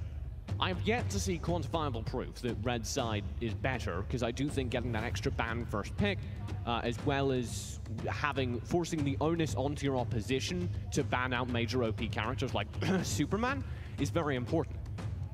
Yeah, for me though, TJ, if you think about it, Korea now doesn't even have to worry. about that ban if they're on to the red side. They've shown they'd be able to deal with it. Well, I mean, it's important that Korea are shifted over to that side, but I don't think Korea are going to take much of an advantage with it because they weren't making those dedicated bans anyway. Exactly. We also saw Rush yet again on the Violet too. If he gets close to those objectives, they let Korea push in. They will easily just melt them down. So now for Thailand, what is the solution to the problem? You've now lost 2 games back-to-back in your grand final. You need to start winning games or else you're going to be forced to the brink of elimination after just game 3. I hate to say play more defensive because we saw them play awfully defensive last game and it didn't work. But I'm going to attach a very, very long, convoluted statement to that. Play defensive, yes. Play defensive if you're behind, like you were doing. Don't make silly mistakes, don't get picked off consecutively, but also rotate more. Stay as a group when there's pressure coming through onto your side lanes. Have the map control to know, oh look, there's 3 Koreans rotating up to top lane. We need to start worrying about protecting it. Because so many of the kills that happened for Korea last game were the kills where they picked up uncontested individual players. Well, game 3, pick and ban, now underway. Korea on your blue side, Thailand on the red side, looking to secure themselves some picks here to begin game 3 and try and fight their way back into this grand final series. This is a best of 7. As a reminder, it's not a BO5, so this game 3 is not an elimination game. And thank God, because it's been a really good set so far, but it does mean that this is going to start running up against the wire for Thailand. They need to change things now. Well, Korea banning out the Arum. As always, they seem to... It's shown that J-Jack has not been successful on the pick, so they don't want to even allow Thailand the option. Both coaches taking their notes, deciding what they want to try and get rid of here. Thailand, of course, banning out the Omen, actually on red side. We usually see that as the blue side ban. Yeah, but Thailand are just so sure they don't want Chaser on the Omen, and they're right. Now, Chaser has been able to show up, especially with his flanks on the Scud in the last week so far during these quarterfinals and semifinals. He's been able to show up on stage. Korea banning out the Grak. Meanwhile, Thailand going to ban out the Zenial. Again, Korea just don't want to let any major control characters through. That's why you ban Arum and Grak in succession, because they're the characters that excel at winning team fights solely based on pulling people around, pushing people in, and I would argue the Flash also falls into that category. Now, my issue here is, TJ, for Thailand, they put themselves into a very difficult scenario. You either ban the Superman, but if that's the ban, Korea first pick the Lindis. You're right, Korea are in a great situation, arguably. Oh, Lindis goes out to Korea gets Superman. So Korea and Thailand leaving up the Superman. We did talk that these Eastern teams like to, you know, leave up their... They feel confident. No, we had this discussion. You said, why am I seeing Superman occasionally? I know, right. I know. The reason is because they play such good Omens and such good Graks that you can reliably shut down a Superman. Both Omen and Grak are banned. They're out. So Superman theoretically should be impossible to kill unless you're Team Korea and you're able to consistently and steadily pressure them out of the jungle and you have no fear of a Superman. That secret pickup that most teams would love to have at any scenario. Now Korea are saying we can go toe-to-toe with the Superman. The Teamy Hover is there. I've liked the shift of playstyle for Hawk especially. This is Korea adapting, saying, you know what, Rush and Sun on the side lane have to be the ones that take all the pressure, take the gold, and exert it into these team fights. The Teamy gonna get locked in. Teamy's so powerful for the team. Thailand making this, or following through on the suggestion I promoted earlier, picking up the Violet specifically to scare Korea over to something they're a little bit less comfortable on. We saw Rush play it. It's a little bit disgusting, and I feel like if you're going to ban the Lindis, you might as well take the Violet, because that's the next pick for Rush. For Thailand, though, do they feel confident enough? I feel like you almost have to take this Superman now that it's for unless we're going to see... Korea, this is such good mind games, because they're like, oh, Superman's so important, we're hyping it up here on the desk, and then Korea just shut you down, and the Superman never gets anything. Do you pick it again? I don't know, because I felt like Cherry just wasn't impactful. No. Wow. Okay, so Thailand saying we're not even going to pick up the Superman right away. Instead, getting the Chugnar, getting the Violet. Does Korea get Teamy and Superman in this draft? They should. And an Alice. They should. This is a little bit disgusting. You see the claps, Korea, they're already saying, hey, this is pretty much game. I don't disagree with them. That's a very, very, very, very, very good draft. The draft evolves. I just don't understand. We saw it yesterday with Chinese Taipei. Were they able to get a superstar lineup? Korea, they took a page out of that and said, hey guys, we want your pick and ban strategy because it's a little OP, and we're about to get Teamy and Superman. I've said this before, I'll say it again. Korea have the most mind game focused drafts. They consistently seem to be able to get into their opponents' heads and force them to do weird things. And I think this is an example of it, because Thailand are pushed to a situation after that last game where they feel they have no choice but to play their own picks, no choice but to play their own meta. And when they do that, when they end up in a situation where they're just trying to play their own style, then they don't feel comfortable picking up characters like Teamy, like Superman, that aren't normally played by them because they're banned, because they're so powerful. Well, that may lead them to a devastating defeat here in Game 3. Game 3, Korea up 2-0 in the best of 7 of the grand final of the World Cup. And they somehow secure Teamy and Superman, and now Alice to top it all off. I bet they run a mage this time. I feel like they could now. I feel like now it's the option to go ahead and actually run the mage. Thailand, what do they try and answer with? Do they have something in their pockets they have not shown this entire tournament to try and go toe-to-toe? You're waiting a bit late. If you have a super secret pocket strat, yeah, you gotta do it now. This is the deadline. And they're going for Tara, Scud, Jarknar. This will give them a lot of control. Like we said for Korea, when they opted not to run a mage, they gained a lot of push throughout the entire jungle just because they could constantly pressure it. But I don't know that's the right call here. So Thailand gonna go ahead, lock in the Scud and the Tara. Korea, you're playing with my heart, son. I'm not. Last time I got so excited to like talk through the viability of Omen for 3 minutes. They put on the talent and we were both like, I guess it's happening. It could very well happen, and if Korea have a composition where they can run something silly like an Omen and make it look super viable, and we've seen them do exactly that before. But they're playing with their heart again. They're going to run a mage. Yes, it's going to be Zill, maybe in jungle, maybe in top lane. Those are my 2 predictions. Possibility is running the punish, so looking to invade after clearing out the waves for Korea. Locking in the Zill possibly. Taking their time here. A lot of decision making still on the table. Letting this run out, it would seem. They're taking their time. They're taking their patience. Yeah. Being very patient. There we go. We talked about Korean mind games. Almost every single draft cycle for them, they've let all the way down. Especially the one where they got Superman Alice. They were just like, we're going to let you stare at this. We're going to let you watch us lock in 2 of the most powerful characters in the game against you. Thailand, the Raz coming out here as the final pick for Thailand here in Game 3. Is that the answer, TJ?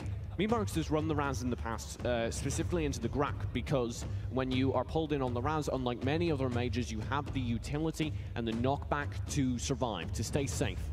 Here, I guess you could make an argument that it's a similar situation with how aggressive this composition can play around the Superman, but I don't think it's the best pick. I would have really liked to see them get a little bit more damage because they've got a lot of sustained characters right now. And I think all their damage needs to come from big flanks from Remix and 007. Well, the stage is going to be set here for Game 3. Fist bumps all around for Thailand, still in high spirits as they try and look to fight their way back into the series here in Game 3. But they have a tall mountain to climb when you give over a Teamy and a Superman to Korea, who have adapted, have shown they can play against Thailand after being swept against them in the winners final, looking for vengeance and looking for their shot at the $200,000 prize. A World Cup to play for, and Korea have just gotten an exceptionally good draft. Do Thailand have an answer? I guess we'll find out. Remix on the Scud is my player to watch. He's played exceptionally well throughout the evenings. If he can make something happen here, I guess I'm excited for him. I'm interested to see how Cherry does on the Tara as well. We saw Sun do all right with it. It was able to exert pressure, and that was the key factor with it. Maybe they can use that to try and draw some attention to the side lane, but either way, we're gonna go ahead, load on into game 3 of our grand final. Korea looking to go up 3-0 in the series and look to take game 4 afterwards to secure the World Cup title. Chaser already gonna start off by pushing Moss back, but still no real follow-up at level 1. By the way, Superman's very good, because what you can do is consistently push people out of position. Consistently, you have more knockback than any other character and more mobility than any other character. Now that Chaser, a very good Superman player, is playing him, watch for him to constantly get behind enemy lines and push them back. I know the first time that I ever cast with you, TJ, we were talking about Superman. You say you're pretty much forced to not be able to play your character when you're into the 1v1, especially if you don't have any kind of slows or knock-up. If the Superman gets the cooldown cycles going, just constantly knocking you back, you can get in a situation where you're basically infinitely stunned. I see Korea, a little bit of a late invade after taking the buff away from Thailand. Going to come on back toward their jungle. Rush looking to farm up, gonna be on the slims this time, so gonna be looking to help set up plays for Chaser. Either way to the side, gonna go ahead and clear this out. We do see J-Jack might have to be careful here. He's getting pinched on in toward the river. This is too far. See him getting caught out here. Thailand looking for the kill, but the double stun comes out. 007 though on the Violet. Gonna help secure the kill. Kill credit goes on to Moss. Beautifully done by 007, knowing exactly where it can be to finish off that pick for his team. And Korea, despite a very good draft, are now in a situation where they need to start turning things around because Thailand's early game is so important. Korea need to stay in control of their jungle. They can't take major team fights while doing it, so it's all about individual pickups, stopping Thailand before they feel comfortable grouping up. The fact that Thailand at any point in this game are ahead means they feel comfortable enough to do this. Take major objectives, like the Abyssal Dragon, and take team fights should Korea challenge for them. Well, Abyssal Dragon, we started up here on toward the side of Korea as they are going to go ahead and pick that one out. Memmarks has to be a little bit careful there. Got stunned up. Ends up going back toward Korea. Korea, though, are not able to capitalize. Either way, though, Abyssal Dragon was secured here by Thailand. They got themselves the first blood. This is a 1,000 gold lead to start off game 3. Here's the pressure, still aggressive from Thailand. But they gotta be worried about Chaser behind them because look at the play. They're gonna go ahead, go directly onto Hawk. Doesn't even have his Being a Bro available, only level 3. Chaser gets caught out and Thailand pick up 2 kills in the Korean jungle. Thailand maintaining this aggression, and that's what I meant when I said they've gotten out ahead, so now they're comfortable taking fights. The answer for Korea has to be what Sun's doing. Find pressure elsewhere, earn back the gold lead so you can play your trademark playstyle. The problem is Korea can only do that while ahead. So now 3 kills for Thailand, starting off game 3 with blood at the 3-minute mark. Already more than what we saw for the first 10 minutes of our second game. Now looking to position themselves. Sun underneath this tower, going to get knocked up. And you can see Thailand, they came here to play. Cherry going for the dive. Here comes J-Jack over toward the side, gets the stun on down. That will keep Sun alive. Very well played by the Kilgroth of Sun. He's so good playing HP regaining characters. Kilgroth, when he pops his Enraged Spear, that's his second ability, he gets a ton of lifesteal, and because Sun played that so well, he was getting all that lifesteal while also standing directly underneath the tower. Rush over toward the side, taking a decent chunk of damage here. Chaser, though, still down toward that bot lane, going toe-to-toe, but you can see the pressure coming out from Thailand, going for these objectives, playing for the towers early, trying to get pressure up toward top side, though. You still have a bout going out between Sun and Cherry. Both these characters can absolutely take a long-form fight. That's why Kilgroth versus Tara is so consistently a good battle to watch, because both of them regenerate. Both of them can take very, very steady battles around minion wave. Abyssal Dragon looking to be started up here by Thailand. This will be their second one of the game. So far, so good, it would seem, here in game 3. Now up 2,500 gold.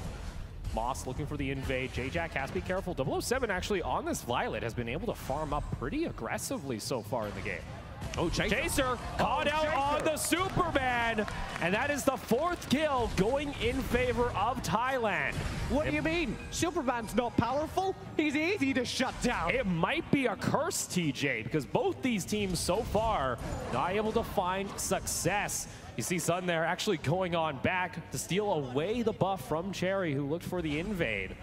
Nice response there by Korea on the top side of the map, but the gold lead is starting to grow more and more, and the pressure's starting to come on through. You see Rush there, taken down to a quarter of his health. Thailand going for the engage. Hawk is being dragged all over the place. Sure, he'll have the resurrection, but he won't have a place to run either way, as now the mid lane tower also falls. Thailand starting to pick up the pace. 2 kills and the first tower of the game. Thailand are starting to look very good here indeed. Korea don't have the control they normally rely on at all. Let's see this. This would be the 2nd tower of the game, also going in favor of Thailand. Starting to really open up the bot side of the map. Sure, Korea try with Sun to go up toward the top side, trying to invade. But unfortunately, it would just seem that Thailand have the upper hand here.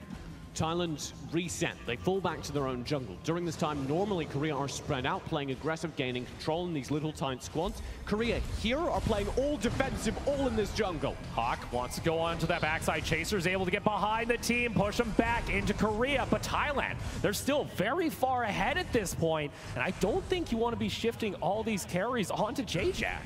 No, I don't think you do either, but it seems to be working when J-Jack's able to hold these towers consistently. I really do like the hissy fits have been so powerful in zoning. Yes, Korea are behind, but there's still those nice little touches that remind you they're a very, very lethal team. And Mark's gonna go ahead, come down towards the bot side of the map. You saw that KDA just a little bit earlier, 7.2 so far during the playoffs. Looking to add a little bit more because the tower's gonna fall, and Thailand gonna go for the fight. Find 2 members of Korea, and even with the being a bro, that makes it 3 for Thailand. 2 players are resurrected and 2 are sent back to their graves. This high ground tower is going down, and Thailand have the base wide open. That's a 7-minute high ground tower. This is something we would see Korea, Thailand looking to get themselves back into the series, taking game 3. And TJ, it seems we now have a series on our hands. It seems we do, Opal. That is the series brought back in favor of Thailand, and I like to see them here on the stage. Yes, last game was good. This game was better. Korea, they get the perfect draft. We didn't see a way they lose. They were clapping. No way they just said they lose that game.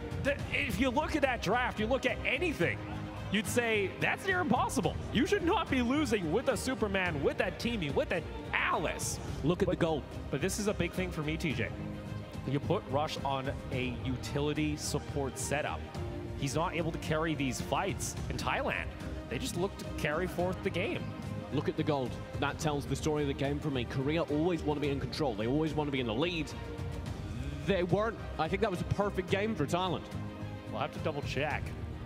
I'll have to see here when I have an opportunity. But now the question becomes, TJ, I didn't think I would say this, but Superman has a 0% win rate in the grand finals. That is accurate. Surprising. Also, Kira has a 100% win rate in the grand finals. So, well, in the finals weekend, not this grand finals, but still, the meta is just shifting left and right. There are statistical oddities around Team Thailand specifically. Both teams feel comfortable shutting down the Superman. And for a character that's been played and banned 100% of the time, we're now in a situation where it is entirely possible that we don't see him again. That was a perfect game, DJ. In 7 minutes, someone just perfect gamed Korea during the grand final. After Korea took a 3-0 lead. I'm speechless here. So am I a little bit, but I'm still managing to talk because that's my job. And I want to talk through specifically the gold again. because when Thailand had that map control, I really liked the fact that they were consistently pressuring through the jungle. It wasn't just, oh, we have map control, let's group up and take a fight. It was, oh, we have map control, let's pressure into the jungle here, take a few minions, take a little bit of control elsewhere, and you end up in a situation where the Koreans actually aren't comfortable with any position on the map. They have to group up in response, and that cuts down all of their control because they now can't farm. Well, welcome back to the desk, guys. We're going to go ahead. Seems like the players get themselves a small little breather as we sit 2-1 in series score. Korea with the advantage, but they did just lose a perfect game to Thailand in Game 3. And man, now that begs the question, do you even ban Superman? Do you even pick the Superman? Like I said, we're now in a reality where we could see a Superman not banned or picked, because both teams have run the Superman and found dismal results with it. It just gets shut down. Yeah, and it was always because they had complete control of the map and complete control of the entire gold game. So if the Superman doesn't get any farm, and I think that might just be because you're so reliant on the Superman to win those fights, but both Superman games have been really quick. And speaking about quick, TJ, our quickest game during the entire tournament just took place on stage. That was the quickest. 7 minutes, 12 seconds. That is the quickest game in the World Cup. Thailand get the quickest game of the entire World Cup against Korea. Okay, I think Thailand actually had one of the longer average game times. I don't know if oh, no, I think right now, if I take a look here onto Thailand, they sit around an average game time of 15.5 minutes. That's pretty long. Korea, by contrast, typically end their games in 10 minutes, give or take. So managing to shift that paradigm is, for me, maybe a story of Superman. Korea want to slow down their play style, take more control of the team fights with the Superman, and they end up in a situation where they're not closing out the jungle, where they're not closing out their map control. And you saw that during the pick and ban, you know, the mind games of Korea. I make the question, I don't like Rush when he's being put onto the slims. I feel like it doesn't help them too much. I feel like their attention gets drawn away. They try and focus a side lane, but their win patterns have been through Rush.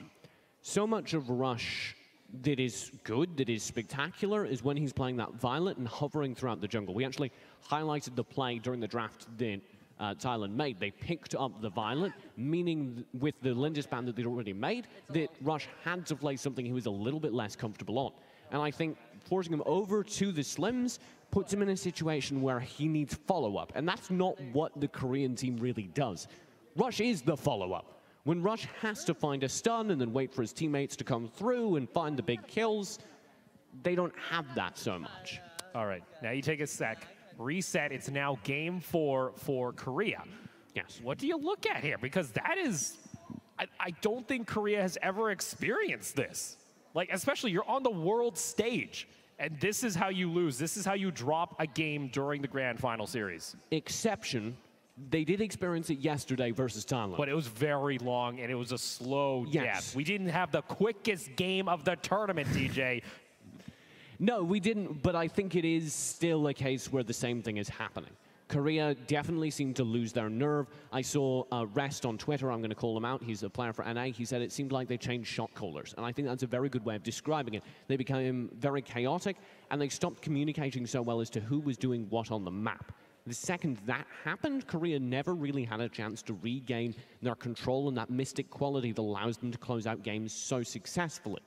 When Thailand do that to them, do they again sit in that situation where maybe just the pressure gets to them?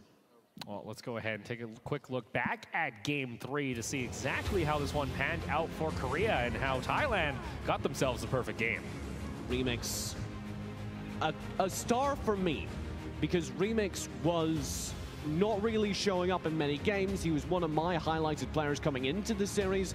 Here on Scud, he was responsible for a ton of kills. You saw him going back and forth there, and Remix too. We haven't even seen like his Lubu, because I know Sweetjay has talked about that oftentimes, you know, being one of the best Lubu players in the world. They haven't even brought that out yet. Well, it's a similar character. Scud and Lubu both kind of fulfill that role of not quite a tank, not quite just an assassin character, but you can play in the middle of the team, dive in, find damage, stay alive a little bit too long, and get out. Well, now for Thailand, they have themselves an opportunity to tie the grand final series. Go ahead and try and force this into a best-of-3 scenario, where now it's going to be the next 2 games that take the series. It's been an interesting one. I'm excited, though. I was, you know what, Korea, they had that interview before, and they said, you know, 4-0, that is our plan. No longer a 4-0. But I believed them. I was all on board the Korean hype train because of how clever their game plans have been, and I think that was no exception up till that final game where Thailand called their bluff again, said you're playing all these fancy games with the draft to force us off of our meta. What if we just ignore you? What if we just want to play how we want to play, let you get all the fancy picks you like, and still win? Pretty much take the play style that's worked for Korea during the group stage, during the knockout, where they just played what they want. They just go ahead, play their game plan, and then execute it pretty much flawlessly, and we saw that in Game 3. Well, we did have a brief break when the Thailand players were standing up, using the restroom, that type of thing. They're sitting right back down now, and we're about to get into the draft. Man, you can see that beautiful trophy, TJ. I know you're a huge fan of that one. It's so gold. They wheeled out the trophy, and instantly the glare in the stands increased by like 20% because it's so shiny. Well, I've been seeing them. They've been polishing that one up pretty good. Thailand going to go ahead, reset themselves, feeling pretty confident now that they have secured a game underneath their belt, still down 2-1 in the grand final, but now looking to try and tie up this series and keep it going all the way. Korea going to start things off, of course, with the Arum ban. Arum, a consistent feature of these bans for Korea. They've consistently banned out both Arum and Grak, as well as the Flash coming through. I think the Flash is a flexible one. That's just, oh, we saw that earlier today and it looked deadly, so maybe don't let that through for me, Marks. But I expect Arum and Grak to be consistent because Thailand are so good on these control CC compositions for team fights. Thailand going to be banning out the Omen. Still interested to see whether or not we're going to have a Superman being picked up here, or if it's even. I think Superman falls through the draft. You don't even think it'll show up? I think Superman falls through the draft entirely, which is a sentence that I shouldn't be saying. Especially when we came here expecting, you know, this would be the do-or-die pick for a lot of these teams. If they were able to secure it, usually it was just, you know, 100% win rate. Coming into this finals, a 100% win rate. For Korea, banning out the Grak. Thailand going to be banning out the Zenial. Korea now, what is going to be their final option? Do they want to try and get rid of the Flash like they have in the last couple of drafts? Taking a little bit away from Hawk, but mainly focusing against mid-marks. They want to try something different. So you ban out the Zenial for 2 reasons here. Primarily, very, very good on Sun. It plays perfectly into the Korean split push map control style because you can go on huge, long adventures and then rejoin the team with Angelic Splendor. Secondarily, because you banned out the Omen, and Omen is the best counter in that side lane to Zenial, so you need to ban out both if you ban out one. All right, here from Korea, banning out the Teamy here on the blue side. Daring Thailand, what will you do? Superman still up. Thailand, what is going to be their option? You can even see, though, on Korea, a little bit of worry, it would seem, coming out after that last game, and I don't blame them. A lot of focus here during this pick and ban, taking their time, getting set up for Game 4. They looked borderline jubilant going into that Game 3. Going to Game 4, it is an entirely different team. Thailand would still rather face a Superman than face a Lindis. Yep, the Lindis going to be banned out here by Thailand. For Korea, do you pick up the Superman or do you try and get Rush the Violet? Because that was what happened in our last game. Rush was forced off the Violet. Like I said, I think Superman falls through the draft. We'll have to see here from Korea. Still 30 seconds onto their first pick, taking the time to figure it out. As you've noticed, there's actually 2 members on the stage. One translator actually for their coach because they come from China here. They tried to adapt that play style. Ooh. Okay, the Flash wasn't banned out, so this would be, that is a gutsy first pick. Okay. Good on Hawk. Korea plays a good Flash. But this does leave an obvious pickup of the Violet. And yes, it will come through. Okay, I was about to say. My heart stops. Yeah, I was about to say. Like, do you know what you're going to cause in my solo here? So Violet and Chugdar getting picked up here by Thailand. Now for Korea, what do they want to try and answer? They've kind of lost off the 2 primary picks for Rush. Do we see something new maybe coming out? Well, I think they have an opportunity to pick up a really good side lane that would really benefit their playstyle, which relies so much on side lane control. He's called Superman. and he's still in the draft. But do you trust it? I think they're scarred. I don't think they'll do it, no. After seeing both teams lose on it, it shows that they both have answers. They know where to put the focus. They know how to shut it down. Instead, opting for that Scud, possibly. Scud would certainly be a powerful pickup, particularly on Chaser, who has looked so good on it. I could also see an Irie coming through here to complement the Scud.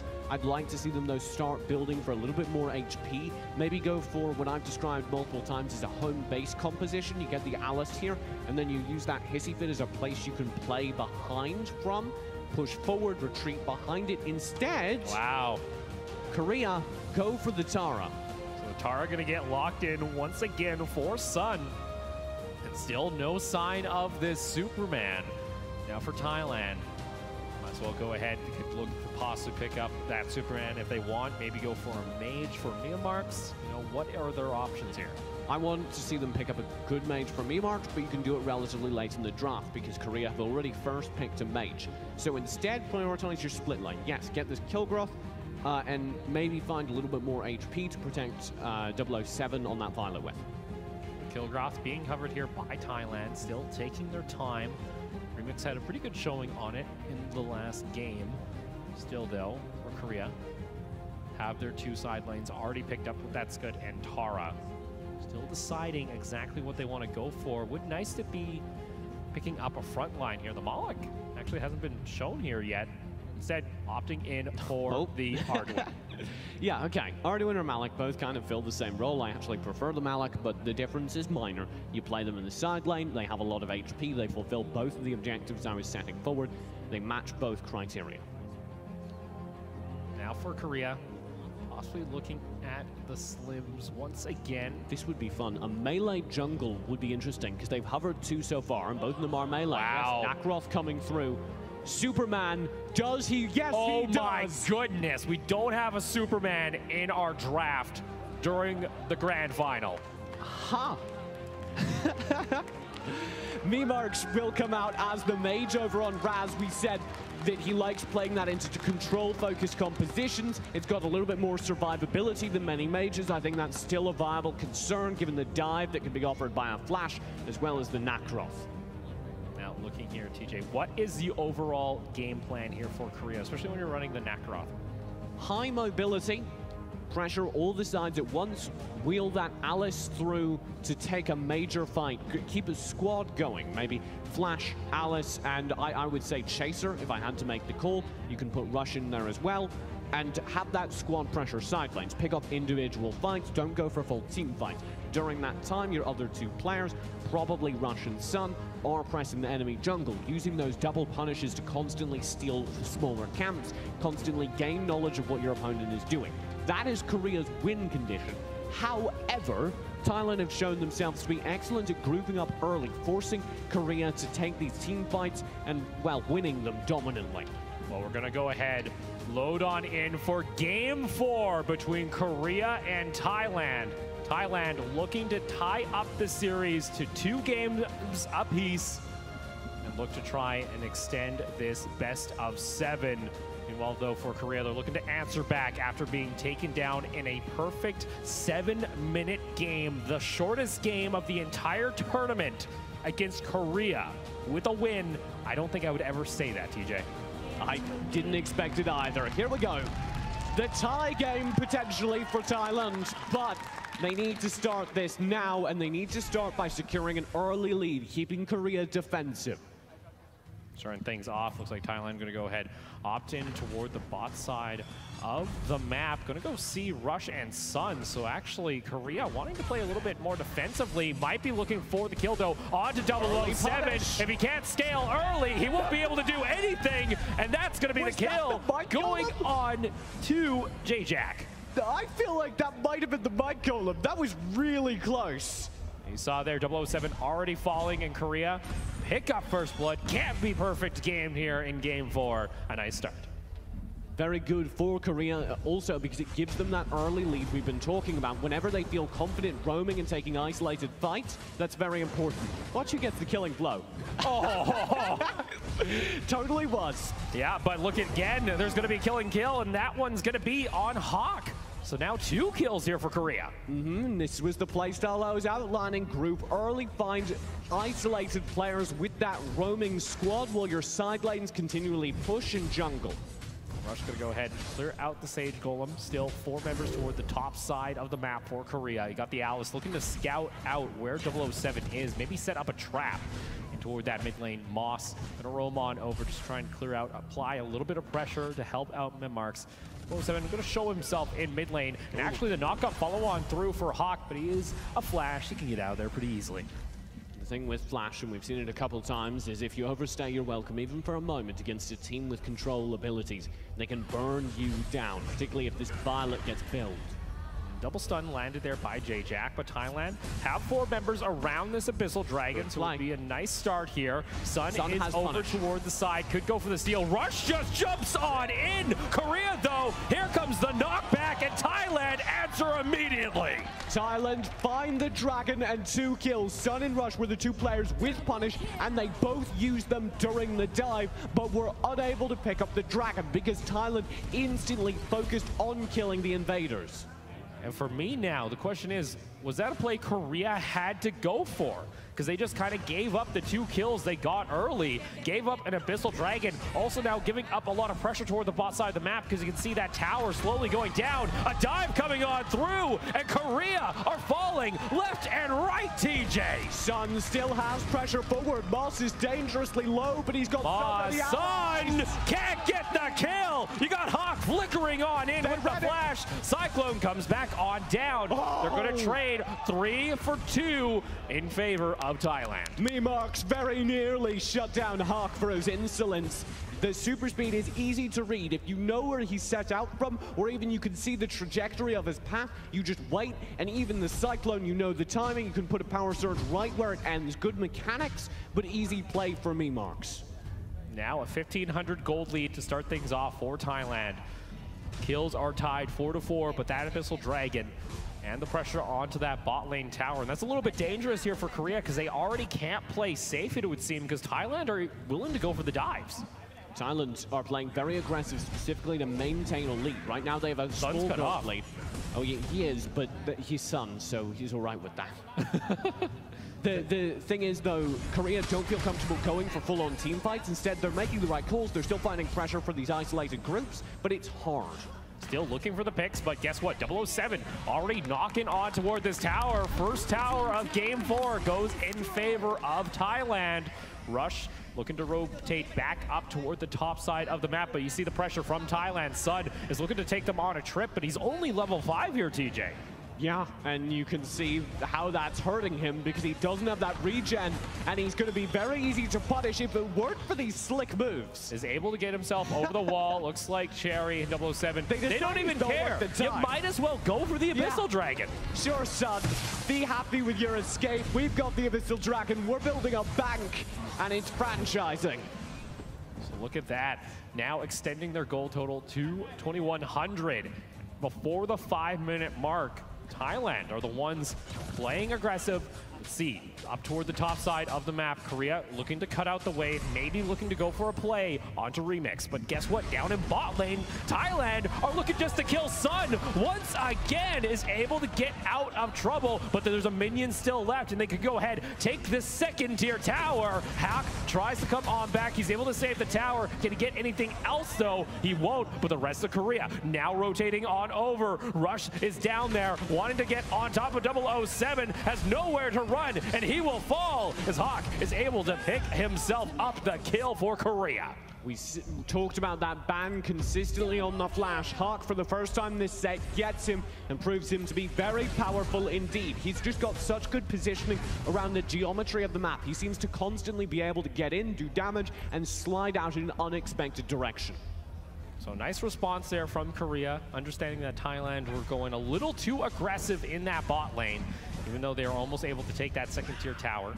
Thailand, though, gonna go ahead, reset, start arming themselves, possibly looking for a top lane here, as you see the Arduin starting to come down the top side lane.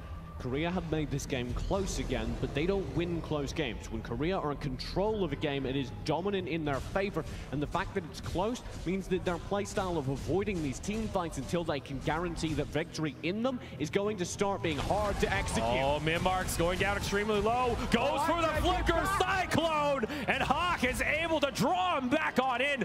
007, he's got nowhere to run, is able to get underneath the tower, but meanwhile, Sun was dove in the top lane. Thailand are able to get a tower, and now Cherry rotates on over. Remix is also there. Rush has to try and get himself out of the pit. Should be able to. Starting to get a little bit low. I believe he'll be fine, though. It's a little bit fun because when you force them to take the fight near the Dark Slayer, you have the chance of that CC saving your life. Just a little fun tactic for staying alive in a tight chase. Korea going for that invade, looking to back off, but they now have lost their second tower of the game. Up on the top side of the map, the only one that's remaining here in mid lane. Starting to get chunked out a little bit low. Just needs one good push, and Thailand can then really open up this map. Thailand, I think, already kind of have really opened up this map. This is the only tier 1 tower remaining. Hawk is the only person who's been finding these fights for Korea, and he's been doing it largely solo. Yes, he's definitely had Rush running interference, but I think it's important to mention that so many of the other players we look for are not delivering yet. The big thing for me, TJ, though, is this Abyssal Dragon control coming out from Thailand. That's going to be the third one of the game. Korea trying to answer back, try and catch out. Remix seems to be the plan. Rush and J-Jack going on forward. Sun's also there, and Korea will be able to pick up the kill. That's what they need to do on Korea. You want to edge your way back into this game, you do so with small kills, isolated picks on lone players. Unfortunately. Yeah, unfortunately, you got an Arduin going on down to that bot lane. Chaser's going to try and stop what he can. Hawk is also there. 3 members of Korea coming on over. They find themselves a kill. Guess what? Thailand, they could get some pressure here on toward that mid lane tower. Sun just waiting in the brush. 007, he's got some reflexes on that Violet. That was insane. Rush also coming on over, looking to have some fun. But decides to back off. 007 with the fancy footwork. That was, I don't want to believe that was reflexes because it makes me feel bad about myself, but very, very quick. Well, Hawk has to be careful. Actually forced to use the Cyclone defensively, trying to get underneath his tower. Minmark's not able to pick up the kill, but the tower will fall. Now Thailand with 4 towers underneath their belt here in Game 4. Korea are stuck playing a losing game of whack-a-mole here because Thailand are constantly pressuring with just enough players on all of their towers. And it's interesting because this is normally what Korea look like when they're in control of a game, and it may very well lead to a similar game time, but in favor of all right, Dark Slayer Chaser has the call. Going to be started here by Thailand. Chaser knows this is happening. Doesn't have a whole lot he could do. Rush comes on in. He steals away the Dark Slayer. 007 will fall. And it is a nightmare here for Thailand. Korea maybe turned the entire game around with just that. One man dives in. I think it was Hawk to claim it, and it might have saved them the game. It was actually Rush there securing the Dark Slayer. And you know what, when we talk about key players, TJ, that is who we want to look for, the hero moments, and that might be what it takes to get them back into Game 4. J-Jack, though, has to be careful himself because he's got a kill graph right on top of him, and Remix is looking to make some food for himself, picks up the kill. We said that might be what gets you back into the game. I said so with very, very loose phrasing because you are not back into the game just yet. You still are in a situation where Korea are playing with very few towers and very little map control. They need to use this Slayer buff to take a few towers and a lot of gold. Now that is the play. If you go ahead, find yourself the picks, that can allow yourself to go ahead, go for these objectives. But meanwhile, Remix was taking apart the Abyssal Dragon. And Thailand, they're able to answer back. Yeah, Thailand consistently finding control, what little they can of the map. However, now this buff has slain, or now that now this buff has ended, in a few moments, Thailand are going to be able to look to gain control again by standard means. They still have a narrow gold lead. They can push for these team fights, and Korea, I don't think, will feel comfortable taking them just yet. J-Jack gets the stun on down, but Hawk has to back off. There's no follow-up for Korea, it would seem. 007 on this Violet, if he's able to survive these fights, get the damage on down, that is an issue here for Korea. And still Thailand sit 1,000 gold ahead. Remix still pressuring up toward this top side. Rush is going to try and answer, going toe-to-toe, but just looking to harass him, just saying, hey, I'm here. So the thing is, he's just used both his ult and his secondary ability. Remix has no lifesteal. That was so expertly baited out.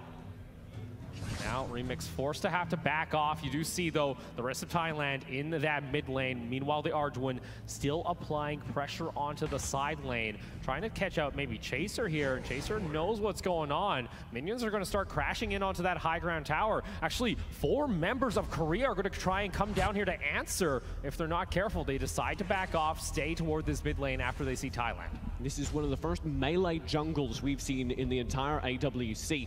And that excites me because Rush is no longer hovering in the back lines playing a brilliant Violet. He's instead diving into the front lines, finding isolated players with melee pressure and on Nacroth knockups. 3 members of Thailand looking to set a trap, though, toward that mid lane.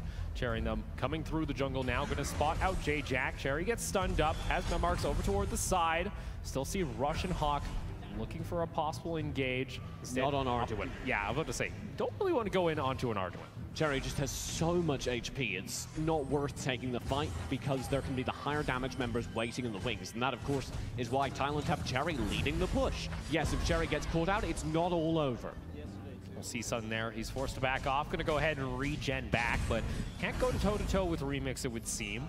Korea going to go ahead, clear out their Might Golem. 12 minutes on the clock. This will be the 5th Abyssal Dragon for Thailand. If they're able to secure it, the Dragon control this series, I got to give it to them, has stepped up. And it's because whenever Thailand are in control of the game, Korea don't want to take the major fights around the objectives. They don't feel safe taking team fights versus a team that's so good at them like Thailand. I guarantee when their match notes somewhere it says don't take 5-on-5s. Mark's going to go ahead, try and pressure in through the side lane. Hawk looking to just clear out the minions. 007, got to be careful. Rush jumping all the way back. Cherry able to cut off J-Jack over toward the side. That's going to be the Owl's ultimate coming on down. 007 is overstepped, and he's going to get taken on down by Hawk on the flash. Beautifully done by Korea to exploit an opportunity, and Cherry may still offer another. Cherry's still sitting around half health. Meanwhile, up toward the top side, though, you still have Remix pressuring in on Sun. Is able to go for this 1v1 pretty comfortably. That's going to allow Thailand to get some pressure in toward the jungle, steal away the Sage Golem. Remix will play back. Staying safe in the face of so many Korea players. This is a very, very close game. Cherry going on over toward the wall. Rush is just stealing away the jungle himself. Trying to apply some pressure, trying to split up Thailand, it would seem. Still in mid lane, though. It is a squad of 2 members just keeping up the push. Sun going toe-to-toe on this Tara.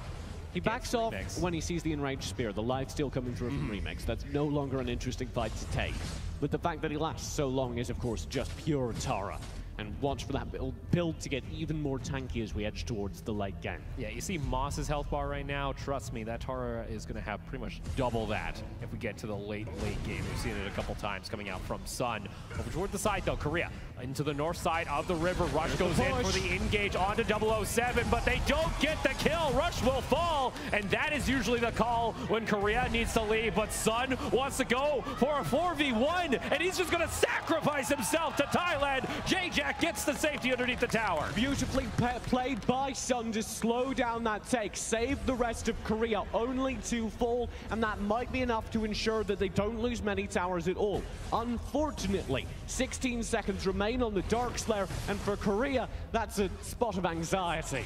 That's going to be Abyssal Dragon resetting for 007, unfortunately, as he has to walk it all the way back to the pit. Wanted to play super effectively, but unfortunately ended up costing himself some time. Thailand looking to pressure in toward the mid lane once again. Minions coming in through top. If they want to go for this play, they can actually knock down this tower pretty effectively because 007 is here. Korea have all their members back up in a moment, though. This means they can begin to take fights again. The next fight may win the game, though, because this is a Slayer up and both teams with a high ground exposed. J-Jack gets caught out, brought back toward the team, and Marmark's gonna go ahead, pick up the kill. Thailand, 4 members still around. Meanwhile, though, Remix is just soloing the Dark Slayer, TJ. He can do this, and I don't think Korea have any idea what is happening right now. You got the Cyclone in mid lane, but guess what? The Dark Slayer buff is now theirs. And Thailand are going to feel very comfortable going for this high ground tower after what Korea, we've seen this before, TJ, they have the kill lead, but Thailand have control of the map. They have the gold lead, and they're looking for possibly the core. Sun has to be careful over toward the side. Hawk gets taken down. The flash is no longer there. There's no minions now finally funneling in to mid lane. Rush, though, on the other side of the map is trying to go for the back door. I don't think he has time, but he can make them very nervous. He can force a recall. Is he going to go for it? Rush might have just saved his team because Sun is keeping this game alive. Rush is now onto the base, but he doesn't get the high ground tower. It almost doesn't matter. Oh my God. Wait. Oh, he does with the minions. But he does fall, TJ, and now it is going to be a 3v5. Once Mimarks rejoins the team, Hawk will be available, but they have to hold on for another 35 seconds before Rush is available. Thailand starting to come in on toward the base. The minions are there. The knockup is down. Chaser can't do anything. Sun into the back line, but that's not what you need to do. Hawk in the middle of all three members. They're just delaying the inevitable because minions in top lane, and that's going to be a tied series, 2-2. Beautifully done by Thailand. Our grand final is now a tie game. 3 more games to help decide who is going to be our World Cup champions. Now, Korea, after they took the 2-0 lead in the series, have fallen in game 3 and 4. Thailand coming back with vengeance, TJ. It's basically a BO3 now, isn't it? Yeah. We have a BO3 Grand Final on our hands. Welcome, ladies and gentlemen, to the Grand Final of the Arena of Valor World Cup.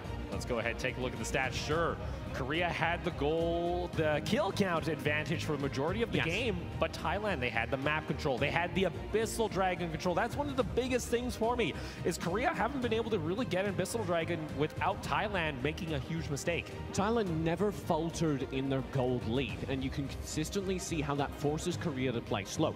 Honestly, that should have been a very, very easy win for Thailand, and the only reason Korea managed to make it that close was due to the fact that they stole that Dark Slam. Yeah, on top of that, though, Sun was trying to do his best to stall out that push. Unfortunately for Rush, playing beautifully. He couldn't go for the high ground tower. He got it in the end, but unfortunately Mimarks was able to find the kill.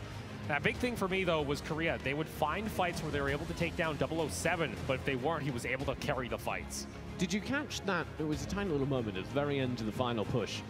Mimarks goes in with Cyclone. It's devastating. He catches 3 players, and Thailand's saying, no biggie. Use the Chaos Protection. Everyone is CC immune. Nobody gets pulled in, and all of a sudden, Mimarks is standing in the middle of some very angry elephants. And it feels like for Korea, the plans that they had are starting to fall apart, it would seem. Sure, you were able to look back on the VODs, but now Thailand has adjusted their playstyle. Now they're the ones playing aggressive, playing tower focus, a little bit more of what we expected Korea to play like early on in the tournament. It's interesting. If this is BO3 Grand Final, Korea win 2-0. So, well, they would have. They would have, yeah. So, the extra time that this BO7 has given Thailand has allowed them to adapt and change up their playstyle. They're consciously responding to Korean pressure and knowing that the #1 thing they need to do is maintain gold control. We saw there for Korea, maybe the pressure's starting to get toward the players. Thailand will have blue side here, it would seem. Korea go on to the red side. There's a lot of reassurance happening over on that Korean side. Got to keep your players' morale boosted, you know, right there. It's unfortunate. You're playing on the world stage. Hopefully, these guys can pull it on through. Korea now looking at a tied series, 2-2. Got to pull it together if they want to go ahead and claim their spot as our World Cup champions. Korean team should hopefully be able to get their heads back in this game. See some resetting happening over there. You say it frequently on the desk. It's time to reset, and I think that's true here for Korea. Yes, you almost had it 4-0. You do not get it 4-0, though. So now is the time to say, okay, this is a new series. We're going into a BO3 Grand Finals. This is how Thailand have been playing. What do we theorycraft? Thailand there looking pretty calm, it would seem.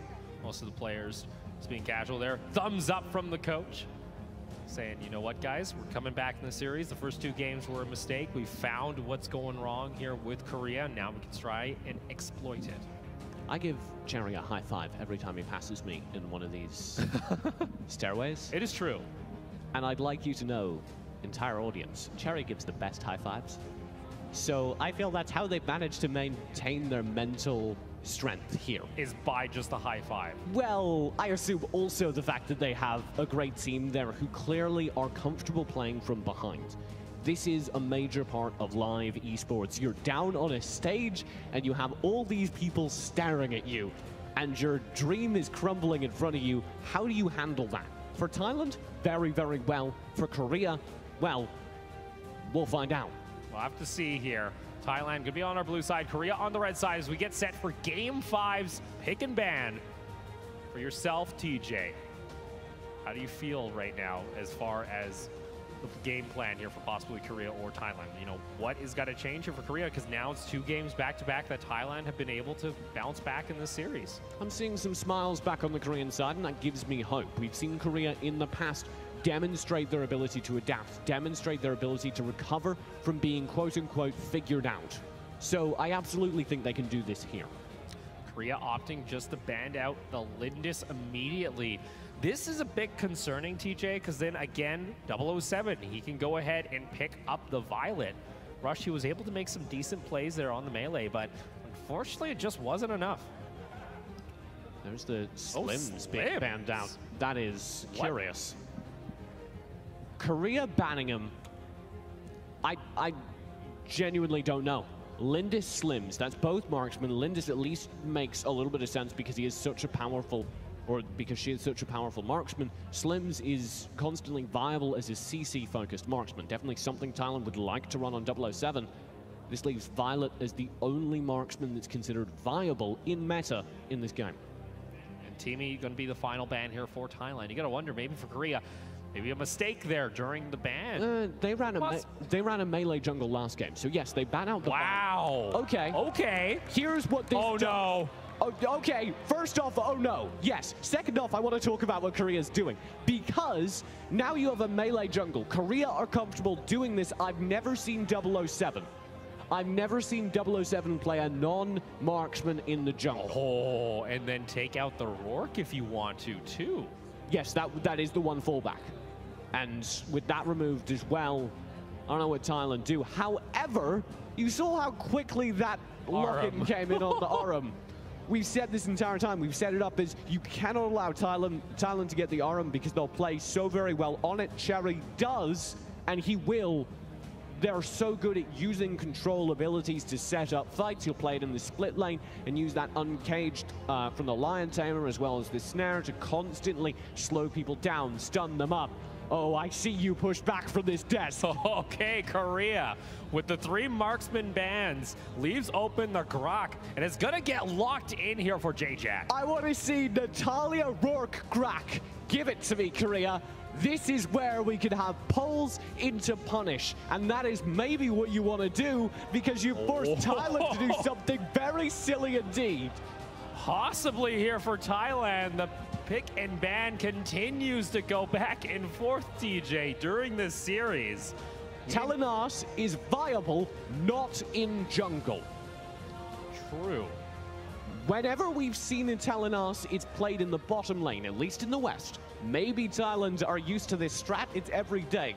God, TJ, why don't you know? But I've never seen a Telenas run successfully in jungle. Okay, playing with my heart right now. Because unfortunately, it looks like it's going to be swapped at the last second there. Thailand going to be going ahead, probably locking in the Jugnar and the Scud for their second rotation. What are they running in jungle? The question remains unanswered for Thailand. At this point, they don't have to show it yet. They know they're going against a Rourke. It could be that Telenas, and they just had a little reality check where they went, wait, we don't need to pick a jungle yet because we can pick it last. They've already got the role filled. Maybe they wanted to hear your advice, TJ. They were waiting for me to tell them it wasn't viable. Yeah, I'm sure that's exactly where Thailand are at. Korea, by contrast, they're still building a great engage composition. And this from Korea, too. This is a pretty quick pick and ban phase. A lot of the time, they like to run out the clock. These time... No head games here. No, this is serious. They say, all right, this is what we want to play. This is our plan. Going to pick up the Kilgroth as well as the Malak. Kilgroth will allow them to penetrate through any CC. There's your answer to what's being run in jungle. Kreknak will have a ton of dive. That drone drop ultimate lets him go into flight mode before diving forward in a burst. That'll be very, very powerful, specifically for killing off squishies in the back line. There aren't a whole lot over on Korea, though. Okay. Thailand, the Maraud. Natalia will be the final draft for Korea, I suspect. They can still change it up, but we've seen it play so well with that Grak. Murad will allow a dive onto the Natalia. Again, focus on the squishies. There's a reason that Korea kept that Natalia till the final pick, because it means that Thailand haven't built a roster to deal with it.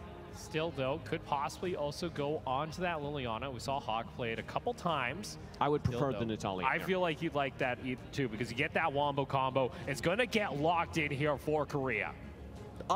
This is a grand final, because this is an entirely different draft from what I would have expected coming in.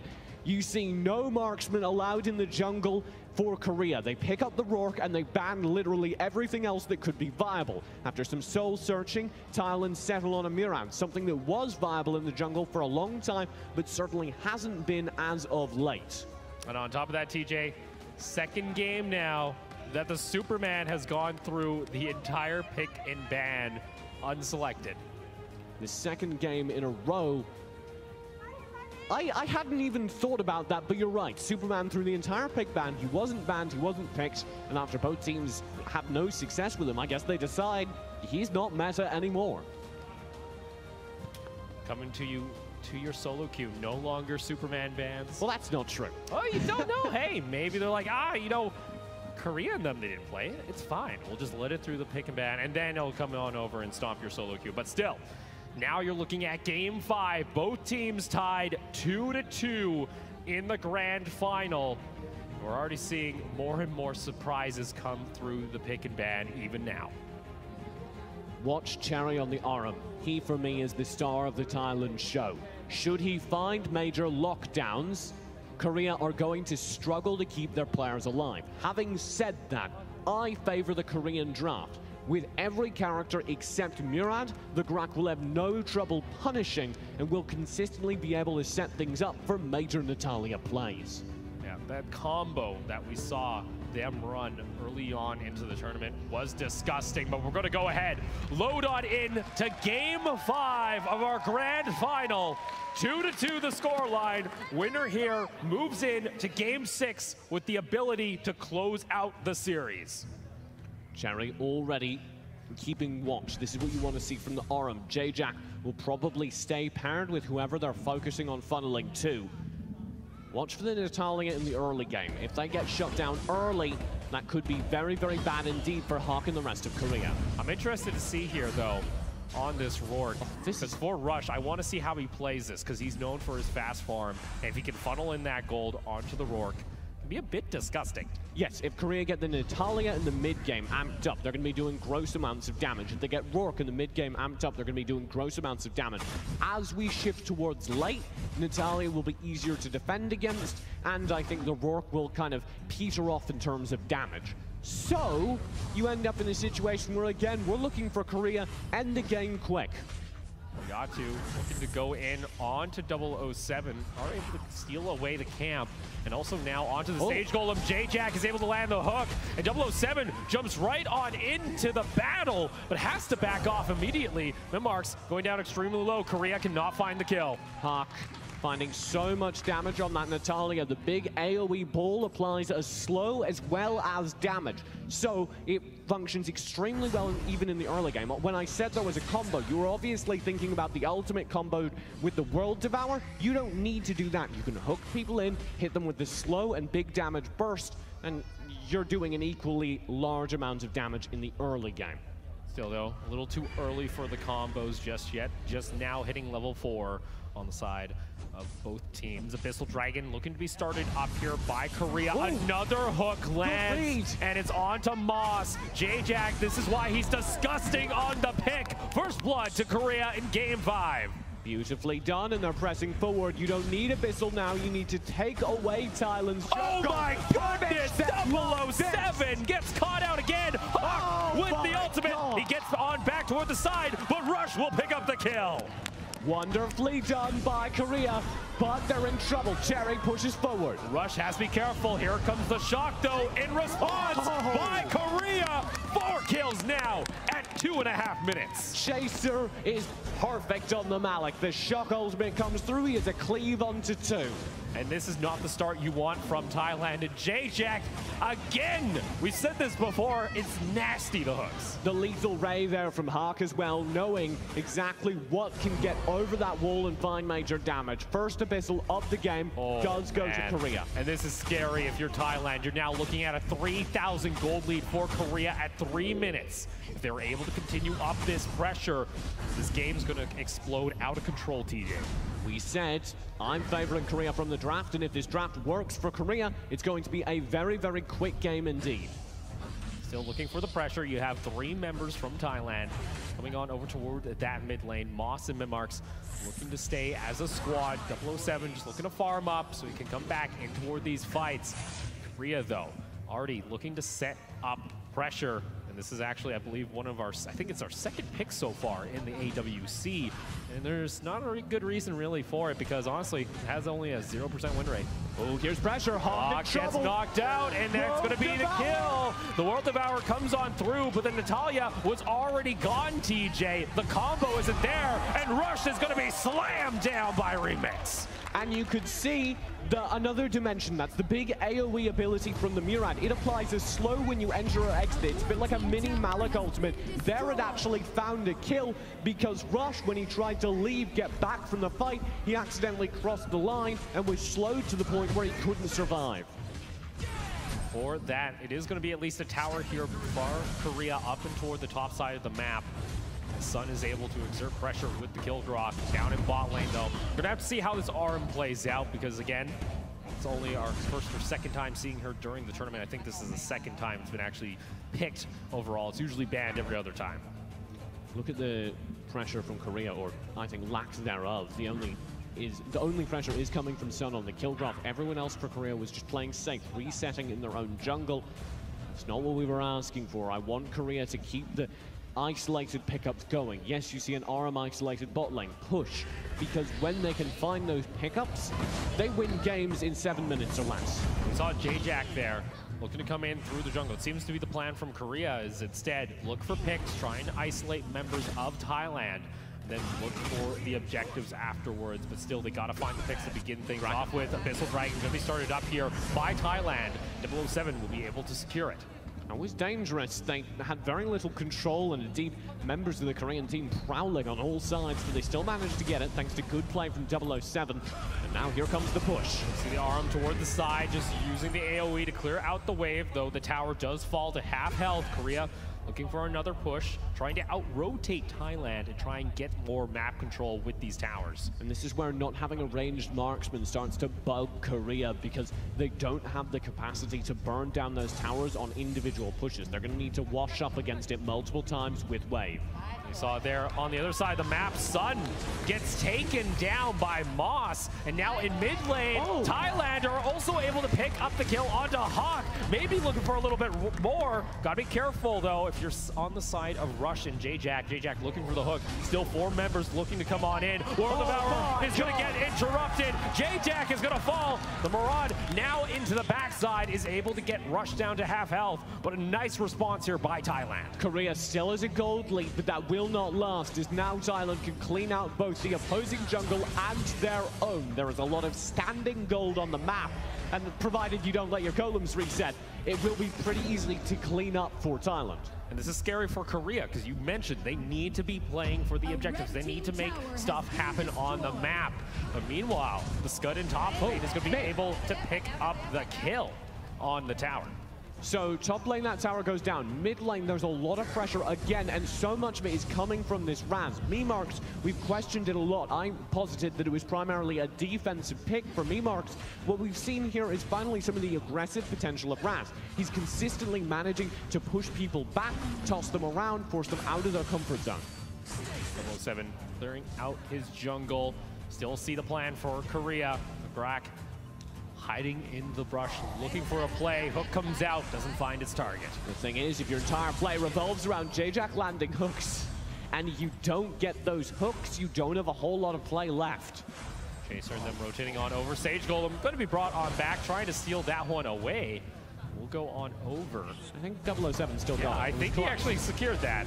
Sun, though, going toe-to-toe down here in the bot lane. This is a tough matchup for him. Oh, Rush almost gets just obliterated. Thailand, they see the opportunity, and Rush gets taken down by Remix, and they pick up the crack.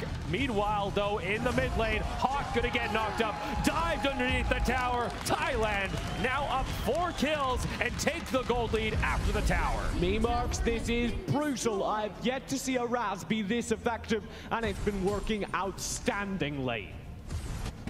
Now for Korea. They used to have a gold lead, they used to have the pressure, but Thailand has been able to pick off members. They're starting to play almost the style that Korea wanted to try and do. It's more team fight focused. That's what I've really liked from Thailand. They know their strength. It is these team fights, and they're winning so many of them.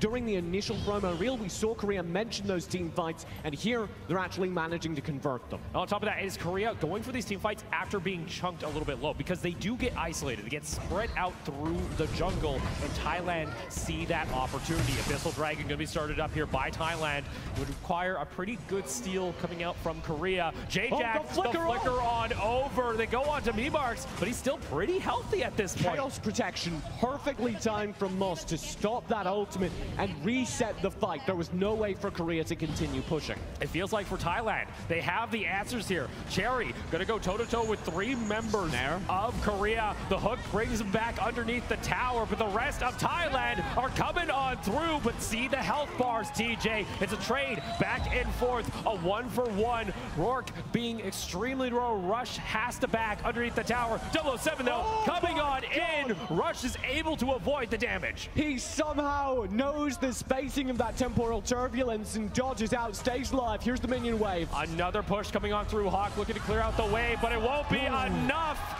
as 007 is able to pick up the kills. However, for Korea, they held the tower, and the question is that worth it? I would say no. Gonna go ahead, clear back in toward his jungle.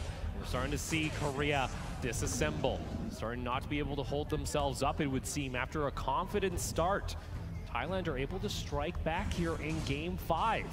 And looking to just reverse this entire series. Repeatedly, they've managed to guarantee themselves team fights decided by their own initiation. Korea need to start landing more hooks and need to have the map awareness to know that this is happening. You got the kill, Groff. J-Jack north, over toward the side. Sun is coming on over. J-Jack now going to come in for the answer. Thailand are not able to pick up the Dark Slayer. Sun, though, gets taken out toward the side. Knock up onto J-Jack. Now stuck in toward the jungle. Moss will get the kill. And now Thailand have an option. Go for the top tier tower or go for this Dark Slayer. This is Thailand's game to lose. I want to see some towers, then you reset for the Slayer. Rush will hold.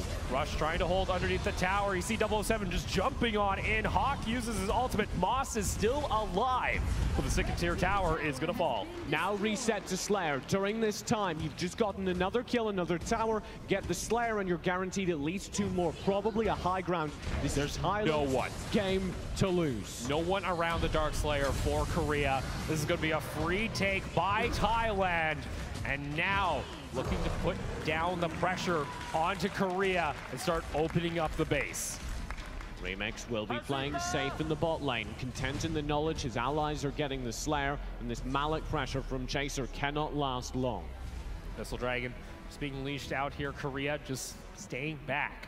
But I don't want to see them turtle so hard that they start looking like other teams that haven't been able to come back after falling down in the deficit. 007. Korea, brutally, Korea don't specialize in coming back. We've seen them struggle when the games go long. This game is well past its expiration date for Korea.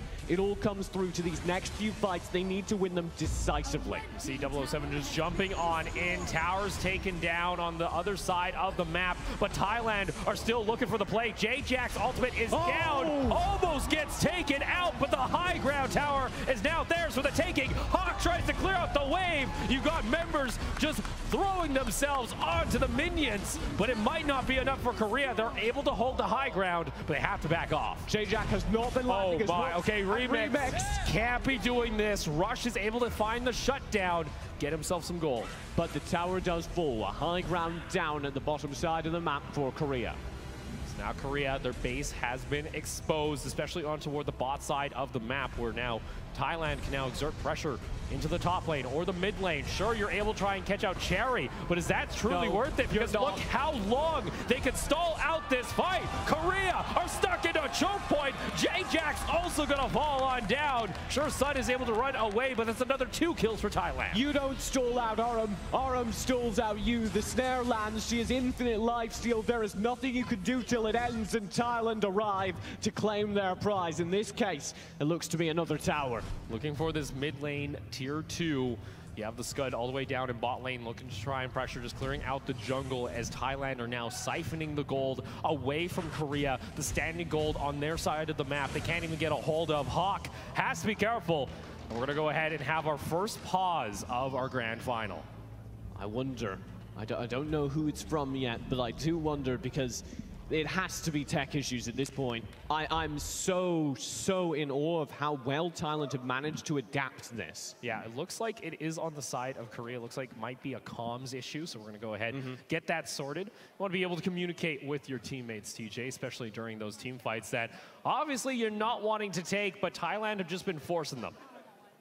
Yeah, I can't quite make out what it is yet. But we have had communications issues earlier today, so totally could be that, and I assume it is. It seems to be resolved as the admins are backing off from the stage. Yeah, it looks like Korea looking to get themselves back into the game. Thailand still sitting pretty calm over on their side of the stage, though. You can see them just going to go ahead, take a quick drink. Korea, though, still looking a little bit nervous. These are pretty somber faces, as it would seem. I can see them from here. We're back in the game. Game 5 back underway, and Thailand are going to be able to take down the second-tier tower in mid lane. 007 just over toward the side. Korea looking to try and defend. The pause did not pause the inevitable, it would seem, as Thailand pick up yet another kill. Remix gets taken on down. They are able to trade back the kill, but Rush is almost taken out by 007, is able to get back to safety. We can see the pressure coming yet again from Thailand. Thailand again are on the brink of claiming this game, but they don't quite have enough. Korea will have 3 members to defend this tower. But you see, this is Korea's style when they become desperate. They just look to pile on bodies onto the minion wave. But they can't keep on doing it, because guess what? Minions have now started to come through the bot lane. The core is exposed. J-Jack gonna get taken on down as V-Marks is gonna pick up, once again, another kill. Korea clearing out waves left and right, but the towers are slowly falling. 4 members to defend for Korea. Here's the push against the high ground. 007 jumping into the base will back off. Sun trying to just jump on in. You see the game plan, TJ, from Korea. It's just keep throwing yourselves at Thailand until something happens, but it seems it's not working out well. They did find enough damage there for a moment. Thailand need to reset, but it is going to be only a moment, because the next wave is through already. One wave falls, another one comes on in, and Thailand just rotate on over to that tower, apply a little bit of damage. And the issue now for Korea is they're getting stuck in the base. They're not picking up any jungle gold on their side of the map if they keep turtling like this. Well, we're nearing the 15-minute mark. This is where the levels are going to start to max out on both sides, and the gold maybe evens out. There have famously been some comebacks mounted from games like this, but it's going to take a while. We're going to need to be here till the 20-minute mark before the gold is maxed out on both sides. So that is the play. It would seem 007 going to go ahead and take back the Abyssal Dragon. And Mark's able to dodge away from the hook. Thailand looking to operate on a 2-2-1 push. Apply pressure from every lane with Moss rotating, it would seem. Still J-Jack in the mid lane, look to clear out the minions. 007 just poking in on some of the damage. They have some decent wave clear on the side of Korea. Thailand, they might just go for the play. Korea need to play this perfectly, and Chaser might be caught out. Gets a decent amount of damage dealt onto him. Chaser's caught out toward the side. Shock gonna come on down. Those are big old try and zone away the side of Thailand. He's gonna have to back off toward his base. Look at Cherry. Look at that health bar. How tanky he has become. Sure, Rourke is able to go out toward the top side of the map, clear back the minion wave, but Thailand, they are not stopping. Yeah, and here's the pressure from the bot lane. Me Marks. I'm getting PTSD from a certain Thailand game last time where we saw a key member just dive into an exposed base against Korea. That may happen again. Look at the push coming on through. Sun is almost taken on down. Has to back off. Hook onto 007. He's able to escape. J-Jack not able to land the World Devourer. The tower will still stand though, TJ, as Korea are able to fight back. 007 though, he takes down Rush. And there is no answer. Yes, that tower still stands, but by a hair's breadth.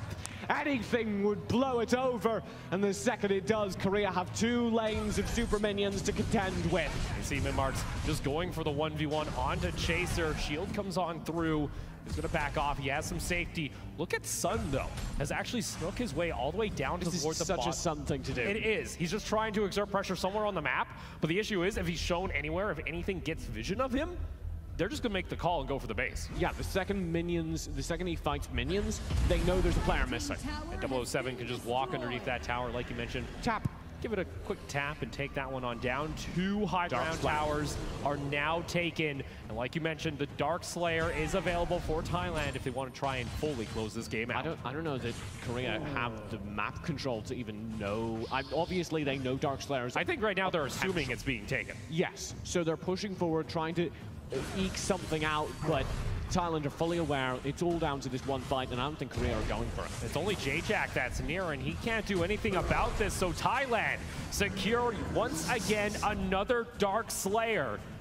That was a deep intake of breath for Korea, because this is not looking in your favor. This next team fight needs to be perfect against a Slayer buff with 1 tower remaining. And once you lose this game, TJ, you can't lose anymore. You are on the brink of losing in the grand final. Thailand, after going down 2 games, looking to surge on back, take the game lead and take a hold, bring the hammer into game 6 and look to close it out. 007 looking to go underneath the tower. The Aram is just going to go ahead, try and zone away Korea. Korea, once again, the game plan. Keep throwing yourselves at the minion waves, but you've now lost 2 of these high ground towers. You're going to have to deal with these side lanes soon. Yeah, the super minions are just beginning to arrive, and when they do, Thailand will press in from all sides. Here they go.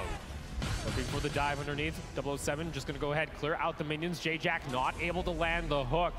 Cherry just jumping on over toward the side. You see the pressure split across the lanes. 007 underneath. Korea's low. The shock comes on through, but they take down Chaser. World Devourer from J-Jack. But guess what? The minions backdoor with the help of the Scud. Beautiful! Thailand on every single side, just as Korea begins to turn it around. It's all answered back. Beautifully done. Another backdoor, 2 in as many days from Thailand. And Korea, they have to be feeling something here, because you just lost once again to someone backdooring the core, TJ. I have no words. Thailand now have consistently managed to make that strategy work, and the reason that for a moment Korea looked to be winning was the fact that it was a 5v4 in that lane. And it was a good combo from J-Jack and the rest of the team, but unfortunately, it just wasn't enough, because guess what? You have Remix once again being the hero for his team and closing out the game, and now they go up 3-2 in the grand final. That World Devourer was the stuff of my dreams. It completely distracted me. He got so many players caught up in it and just was unable to find the full conversion. I do want to highlight, though, J-Jack's gold. Yeah, J-Jack a little bit lacking there, unfortunately. He was pretty stuck because, honestly, they got that base pressured so early that he couldn't really roam out the entire time after the 10-minute mark. Yeah, and that definitely did hurt them. Hawk as well, you're looking for him to provide a vast majority of the team's damage. He gets just over 25%. A quarter is not a majority, and that is something that's been hurting them. You saw so many times he went into that Lethal Ray ultimate and was just shut down by a dive, particularly the Raz of Minmark's very, very proficient at knocking him out of his intended state. I see there Thailand finding the fights in the jungle. Korea tried to hold on as long as possible, but Remix just walks in mid lane with the minions. You can see there Thailand now 1 win away from being our World Cup champions. And that's almost an identical reaction to what I saw from Korea. Not happy here. 1 win away for Thailand from being the best team in the world. And an 18:51 game time. Thailand keeping up the trend with the long games. Korea unfortunately, being stuck in their base. I'll give it to them. They were able to keep the gold somewhat close. Like, that's impressive. Yeah. That gold is very close. So much of that is good pressure from Jack and the rest of the team, also funneling it on to key members. Unfortunately, they looked out of that game from moment one, and it was only a very, very, very good late game hold that made it as close as it was. Korea, your early game needs to work in your favor. You can't lose these early game team fights. You can't be scared because you've lost a gold lead early on. And this, I think, has hurt them quite a bit, because when they get scared, they start making plays without map control. You start seeing a lack of knowledge affecting them. You saw there, TJ, the Thailand team is jumping in their seats. They understand how close they are to being victors, but meanwhile on Korea, they do as well. They also understand how close Thailand are to being victors, and needless to say, they're much less happy. And this was a team that was confident coming into this grand final.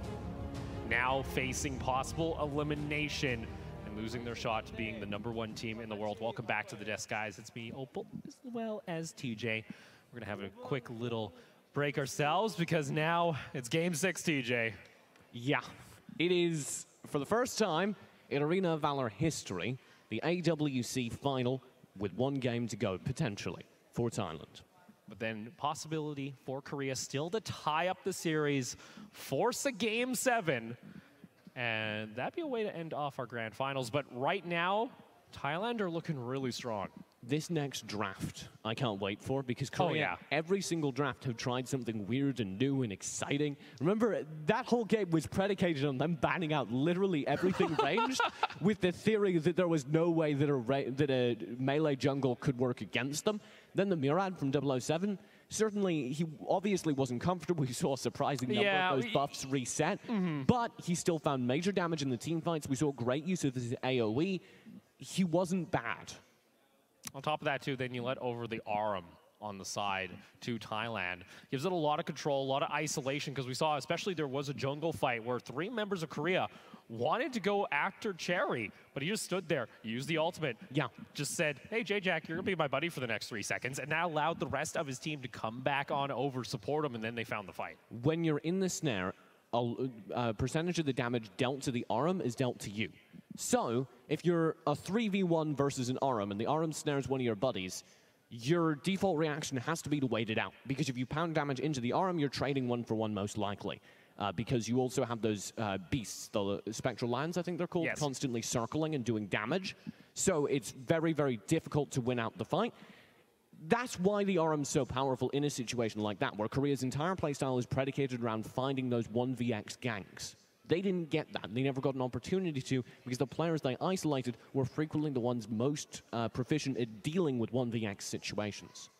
And then when you come later on into the game for Korea, game plan there is just keep throwing yourselves at the minion wave. Trying to stall out that game. They tried. Oftentimes. You start to see the kill counter near the end there. Thailand, it just started to surge up more and more because, you know, Korea, that was their game plan. You know, just stall out, try their best. And there was times, you know, where they kind of found a fight or two, but then you leave open the pressure. And every lane was getting pressed on by Thailand. That's what opened up the bot lane and the mid lane tower for that base. And all it took was just waiting for the minions to come on in. And then Remix, well, it just came on over and he said, I'm going to backdoor the core one more time. There's a French team I'd like to take a shout out to, Vitality. Their initial roster, they were also the French representatives at the non-pro tournament. They're very, very good within Europe at slowing down games. And you'll frequently see them play hyper-aggressive early game, lose, and then just turtle and win anyway. Because they've sat in their base till the 25-minute mark, and they're at a point where they have cleared out the wave for so long, they've just stayed alive, if nothing else, for so long, that they're on equal footing with their opponent. Well, looks like, guys, the teams are just having quick timeout. Got to restructure themselves, reset, especially for Korea. You saw those faces there. Shell-shocked, it would seem, almost. I don't know if shell-shocked is the right word. Definitely despairing. Definitely. They kind of looked lost. Yes, I would say that that is not the mentality you want to see on any of your players' faces, because this is your most important game now. This is the game where you need to come into it with a plan and with a set strategy, and every time it feels like they made that adaptation. They've said, okay, well, what if we force them off of their preferred jungle? Okay, well, what if we throw the Superman into the mix in the ban? Does that throw them off? Thailand have run with the new stride. They've been able to make it work anyway, and that's played so well. Well, let's go ahead and take a look at some of our highlights so far through the series, TJ, as we get set for Game 6 between Korea and Thailand. Here's the early game for me. Marks. Him turning around from playing this Praetor in game number 1. Yes, he's doing damage, but he's certainly not in a situation where he's dominating the fights, to what we saw later on when he starts picking up the Raz, diving in, pulling people out. I think that basically defines the entire course of the series. The second Thailand have a little bit more control abilities to play with again, they look like they're playing again. For me too, TJ, this is a series where we've seen an evolve of this pick and ban phase. We've seen Superman be picked twice, has lost both games, is then not picked or banned at all in the next 2 games. On top of that, you see flexing of your bans from Korea, looking to target just one role, say, you know what, we can maybe go for 007, and even then, you see that face right there. Yeah, that's dire. Well, the Superman is a curious thing for me, because I still hold by the fact that Superman's really powerful. It is. But don't not ban it during your solo queue. But the fact that both Thailand and Korea felt a little bit uncomfortable on it, and the opposing team had an answer built in, led to it not working out for either of them. And now, with the entire tournament on the line, nobody wants to run the risk of picking something out of meta. Yeah, and you got to have a reminder here. Thailand are 1 game away from securing their championship here at the World Cup. $200,000 and the honor and the respect they will gain from the other teams of being the #1 team in the world at Arena of Valor. The first AWC champion, the best team in the world, at least until the next international competition. We do have the team sitting back down. If you're wondering, there was a brief break while they reset. I don't blame them. It's starting to get hot in here. You know, a lot of hot plays being made left and right. I would love to get the fan off one of the Korean players. Have we seen that? I know maybe was that's looking the for him. secret. There isn't a fan for Korea. There are no more fans for Korea, apart from the ones in the audience. Yeah, and there's still a very lovely audience still joining us here. Either way, we're going to go ahead, hopefully load on into our next pick and ban. Korea will have the blue side to start things off here for Game 6. The draft in their favor, theoretically, but their drafts have been so odd, so out of meta so many times. They've tried so many different things, and it just hasn't panned out here in the last 3 games. It really does feel like they keep coming up with brilliant strategies, and Thailand just keeps shrugging it off. Korea have to regroup there. You can see the coach just talking them through. They want to try and refocus themselves and try and force a Game 7. Don't want to go down here in Game 6. After all the preparation they did over the last night, taking the time to refocus the team, and it did show in the first 2 games. It seemed like they did figure out how to beat Thailand.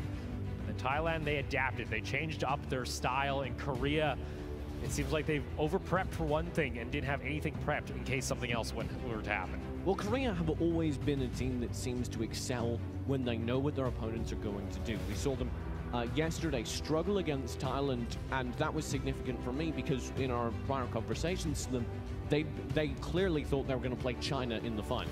So when they got to that upper bracket match and they found out that their opponents weren't who they prepped for, they really struggled. Now coming in here, they blew through Chinese Taipei, their 100% guaranteed opponent again, and then they clearly had set strats, set answers to Thailand in order to take this game, and it worked really well until Thailand adapted. That is what Thailand does. That is what makes them one of the scariest teams in the world, is their ability to constantly and steadily adapt to whatever is thrown at them. And this was the reason that team came out of the boot camp as the #1 seed. Now looking to go through an entire tournament, once again, not dropping a series. They have dropped a couple games here and there. This team is looking strong. They're showing themselves. And we talk about them during the features saying, hey, don't underestimate us. Honestly, a lot of people did, and they've shown up here through the playoffs. For Korea, coming into this tournament, they were defined by their tower-focused playstyle, and we've seen flashes of that and flashes of brilliance from that. Games where they've chewed up an entire enemy team without ever really having to take fights. Thailand, by contrast, love to take fights and love to use those fights to gain ground. For me, Korea, how do you play aggressive? How do you gain map control without being forced into these deadly 5v5 fights? Thailand excel at winning.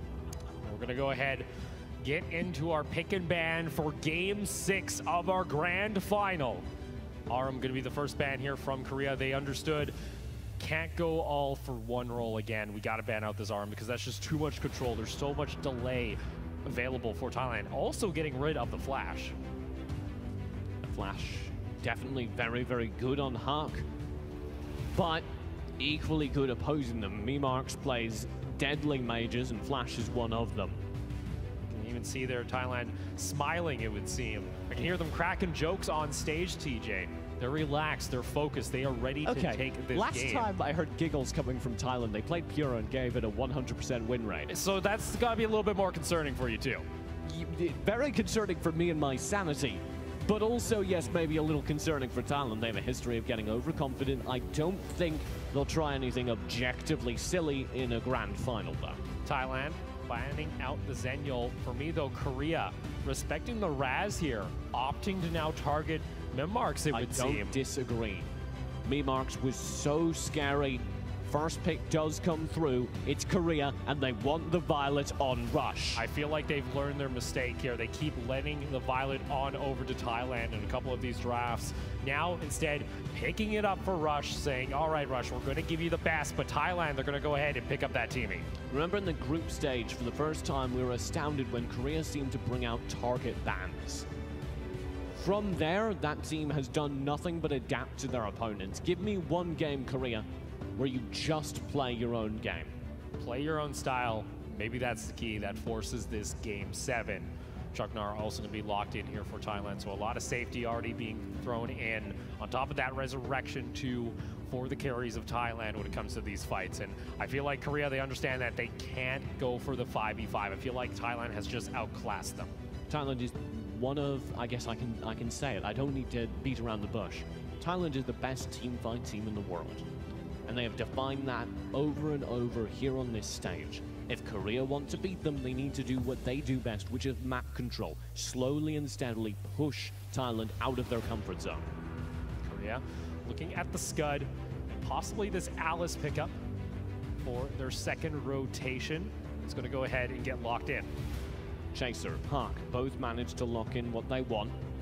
I think that's a big pickup for Hawk because that gives them, like we said, a better defensive outlook for Korea. They don't need to go for these fights because a single hissy fit can dissuade a dive. Thailand, though, what do they want to try and pick up? Want to try and get... Yeah, they might just go for the Maraud again. I would be surprised because, like we said, 007 did seem a little bit shaky on it at times. He certainly played well on it, but it was not where he has been comfortable previously. The Kilgroth I asked for does come through. The reason you run Kilgroth Jargnar is Alice, and that's been meta recently, and it's very fun to see. A little bit of change up here, though, from Thailand, opting to get the Crixie for themselves. Remix will get his Kilgroth. Side, though, of Korea, what do they want to try and bring out here? Do you try a new pick? Looking at possibly this Lubu. They still don't have a mage. We saw them successfully run without a mage once, but I'd like I said, just play your own game. Go back to default, get a good lane clear mage. It would be a Praetor. Liliana also would work. One of the first times we've seen the Liliana from Hawk in a long time here during the tournament. I think we saw it during group stage in their first series. Haven't seen it for a little bit now. Sun looking at the Tara. Would be a nice pickup once again. Seems a little bit more all-around team comp, though, for the side of Korea, instead of just only funneling it on to Rush. Okay, here's how this composition works. Hissy Fit sets up the fight. Then you can instantly combo through, using that Liliana to find big damage. Rush hovers in the back of the fight, dumping it out. Sun and Chaser they're going to need to be your two front lines, and that, I think, is where this Korea team looks to be at their weakest. During a team fight, they lack the HP to really win it, which means they're going to have to do what they do best. This has to be a disengaged game for Korea, not a high kill one, but a slow and steady one, or a fast and brutal one, entirely focused around map control, entirely focused around objectives. Well, you saw the fist bumps coming out there from Thailand. They're excited. Coaches possibly shaking hands here for the final time, and the possibility of Thailand taking home that trophy here in Game 6. They are one win away for closing out this tournament and taking the 4-2 over Korea. They have to win this game though, or else we go all the way, TJ, to a Game 7. Game 7 would be the best. Would be the best. But you know, for Thailand, they're feeling confident. They have shown themselves to be quite the powerhouse during this series. After dropping the first 2 games, have fought their way back and now are looking to claim the throne. Korea need to find the answer here to Thailand. They've tried it now for 3 games. They only have this final game left before it is all over. We're gonna go ahead, load on in for Game 6 between Korea and Thailand. One thing I'd highlight for Thailand, actually let's highlight several. The danger zone for Korea from Thailand, it all for me is Moss and the Crixie. Moss on the teamie has the potential to resurrect any of the characters they're trying to pick up. We saw this to Korea's benefit when Thailand was trying to play a poke game, pick off individuals. It was oftentimes the teamie with the resurrection that shut down their dreams. Will Moss be able to leverage that here? Well, we're in Game 6, Thailand 3-2 over Korea. Gonna go ahead, start things off with an invade onto the bot side of the map. Russian J-Jack, of course, gonna answer on back. We're gonna see 007 actually on the slims this time around. Here's the bot lane already. Thailand's playing very aggressive and trying to isolate a player. You can see them really considering the pressure onto that lane. Korea are doing likewise, though. Yeah, we saw that a couple times actually where Sun was punished quite early into the game, and that really hindered Korea because they couldn't really respond anywhere on the map. It felt like Sun sure was taking attention, but honestly, it felt like the rest of the team wasn't trying to pressure other lanes. You already see Remix feeling pretty confident himself in the matchup. Still 3 members of Thailand coming in through that mid lane. Moss can be on the teamie this time around too. And I highlighted that teamie as the major character to watch. I also say, if you're looking for what to shut down, what is the weak point of Thailand, watch this Slims. Because it's not the highest damage marksman in the game by a long shot, and if you're able to punish 007, if you're able to catch him isolated without mobility, you can quite easily find an opening repeatedly for Korea. Mark's just looking to clear out the minions. J-Jack over toward the side, maybe looking for a play. Moss is just going to run directly in with the flicker on forward. 007 landing the flying spear. J-Jack is isolated. Moss sticks on top of him, and first blood goes to Thailand. Sun will have the flank. Rush might have the trade. They do. Hawk comes through with the blinding lights. Hawk is able to trade back a kill. It's a 1-for-1 in the mid lane, but Thailand were able to pick up first blood, find themselves a 500-bit gold lead. You see Sun now trying to go for a 2v1 on the top side of the map. Remix is going to be safe though. Sun going for a 2v1 on Tara is pretty basic. That's what he does. Because I'm about to say, that's like you're lacking. You usually expect a 1v3. You can build the Tara so defensively and so regeneratively that you can occupy resources, and while you're taking 1v3, even if you lose it slowly, the rest of Korea can be pushing elsewhere. Unfortunately, we've seen a Korea that doesn't take advantage of that time because they don't have the map control necessary.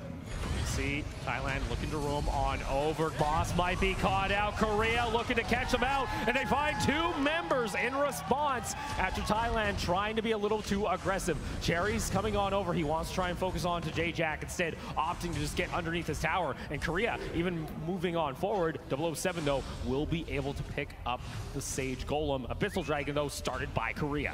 Korea should be able to pick this up uncontested. That is major. Building an early gold lead is how they feel comfortable, confident, and start winning these early trades. But you got to make something else happen, TJ. We've seen this before with Korea. We saw it in Game 4, where they were able to find themselves a kill or 2 early, get a small gold lead, get an Abyssal Dragon. Then Thailand, they just shut them down. They found the team fights. Moss going to try and zone away Sun. Sun already regenning quite a lot there, has his ultimate available, so he'll be able to back off underneath the turret just fine. It's not just about the fights, though, because Sun pushes forward, sees 3 there, he gets that information out, and the rest of Korea can play accordingly. They will have the flank here on this top lane. Want to go for the flank. J-Jack leading the charge, wants to find the stun, is able to land onto 007. That's the main target. Able to get it down. Rush just needs to finish him off with an auto attack, but he gets stunned. But Hawk will find the kill. Remix just survives. But that was beautifully played. The push from Sun gets knowledge of 3 people there. They will now get the tower because they instantly had the flank ready to go. Baited out the resurrection ultimate from Moss and punished it hard. And that is going to be their first tower of the game for Korea. A 1,300 gold lead. They get some pressure toward the top side of the map. Keep the ball rolling. Keep up their momentum, and then they can maybe take this game 6. Rush, Hawk, and J-Jack will now group towards the mid lane. They want to use Rush's damage, amp him up early so that he can melt them. See the pressure coming on through. Rush just going through the jungle, even coming on over with J-Jack, who's already started up the Sage Golem. Gonna go ahead, take that one down. 3 members of Korea stealing away the jungle camps. 007 won't have anything to farm. Nice little invade, gives them a little bit extra gold. And that little bit of extra gold can go a very, very long way, especially on the player it's being focused on, Rush. You can see he's already level 8, leading the field. And that's very important. Get him out ahead, and Korea wins game. J-Jack over toward the side. Has to be a little bit careful if he gets caught out there. Does have the Hissy Fit available if he wants to try and zone back Thailand. They were looking for a play. The Flying Spear actually did land onto J-Jack. Standard Remix up toward the top lane, and Korea going to start up the Abyssal Dragon once again. Here's the spear for the poke. This is good pressure from Thailand. They regain control. Boss gets taken down. Being a bro is going to be popped, gets him back. But Chaser with the flanks. This is the greatness we've seen, TJ. They pick up the kill, and Chaser survives. How on earth does he survive? But he does. Korea, though, we're losing members elsewhere on the map. You can see Sun and Chaser both very low. Sun up top. He's got the healing. He'll stay alive for now. And Korea going to go ahead, pick up their second Abyssal Dragon of the game. Thailand, they try and force 2 members up toward the top side of the map. Able to get anything. Korea now with a 3,000 gold lead and a second tower now in the bot lane. Those 2 towers give them an awful lot more control to redouble their lead. Thailand know what they need to do, and it is gain those little objectives, like the Spirit Sentinel. Keep your gold close, like it is now, so that you can win a major team fight just off the back of your team fighting prowess. Hawk over towards side, able to land the stun. Rush gets some poke damage himself. Korea, though, want to try and focus this. Wow, Remix. Ooh, little scary there and there. Fine. Just Don't fine. worry. Just fine. That's like the 3rd time he's survived with a sliver of health this game already. These Hissy Fits have been so nice for Hawk to combo with. Oh, Hawk gets popped up there. Has to be careful. Is able to get back to safety. The rest of his team. Chaser toward the side. Maybe looking for another flank. TJ still waiting. Watch the pressure. Rush is building it because he doesn't really even need minions to escort. He can just do damage regardless, especially if he times the tactical fire just when the minion gets in range. Like so, it will be deleted. All right, this is the game plan for Korea, and they get Moss before he can pop his ultimate. That's the teaming down. That's all the outer tier towers down, and Sun is proxying the wave. Korea, they have stepped another up. tower. This is what we wanted to see here in Game 6 to try and keep their grand hope alive as Rush guns them down. Why is Sun so tanky? I don't actually need that question answered. He's just playing his play style, and Korea seem to have finally reset to their own home game. 5,000 gold lead for Korea, 8-1 the kills. They got themselves 3 towers. They've opened up the entire midsection of the map. 007 almost getting caught out here, forced to play a little bit more of a utility. Can't be as much of a carry just as yet. See Korea back toward the top side. Want to apply pressure, looking to steal away the jungle once again, and maybe start grouping toward this Dark Slayer. I wouldn't agree with this Slayer. Maybe it's quick enough, but it's also a bold race. They don't have vision of this, TJ. This is Korea making the call. Thailand, they don't know what's going on, and Korea are going to go ahead and sneak away the Dark Slayer. There steals it away. Are you serious, Cherry? What on earth is that? The worst case scenario. Thailand may very well have just earned their way back into this game and back onto elimination. J-Jack gets caught out, gets knocked up. Memarks flickers over the wall with the moonfall. How did he steal that, TJ? Cherry has stolen several major objectives with that energy surge this tournament. He's so good at timing. Oh no, Korea, is it falling apart? Remix already gonna go ahead. That gold lead up the Abyssal Dragon. It's back to 3,000. Gone. That gold lead is minuscule now, easily fightable. And Korea, you cannot take this team fight, not against Sun Slayer. goes in. Moss maybe a little too aggressive on the teamie. You do see there, Rush with the ultimate, trying to pick off the kill. Not gonna be able to find it. So though Korea gotta try and recon themselves. Maybe going a little too fast, make a small mistake, but how do you recover from this? I really didn't like that Dark Slayer take because they didn't have full vision, and they should have gotten away with it. Oh, they should have. But the fact that Thailand were able to get in. Oh, Remix. He's been hiding in this bush the entire time. Rush is going to be isolated. He survives, though. And Korea still have a fighting chance. Look up toward top lane. The Scud trying to push in the wave.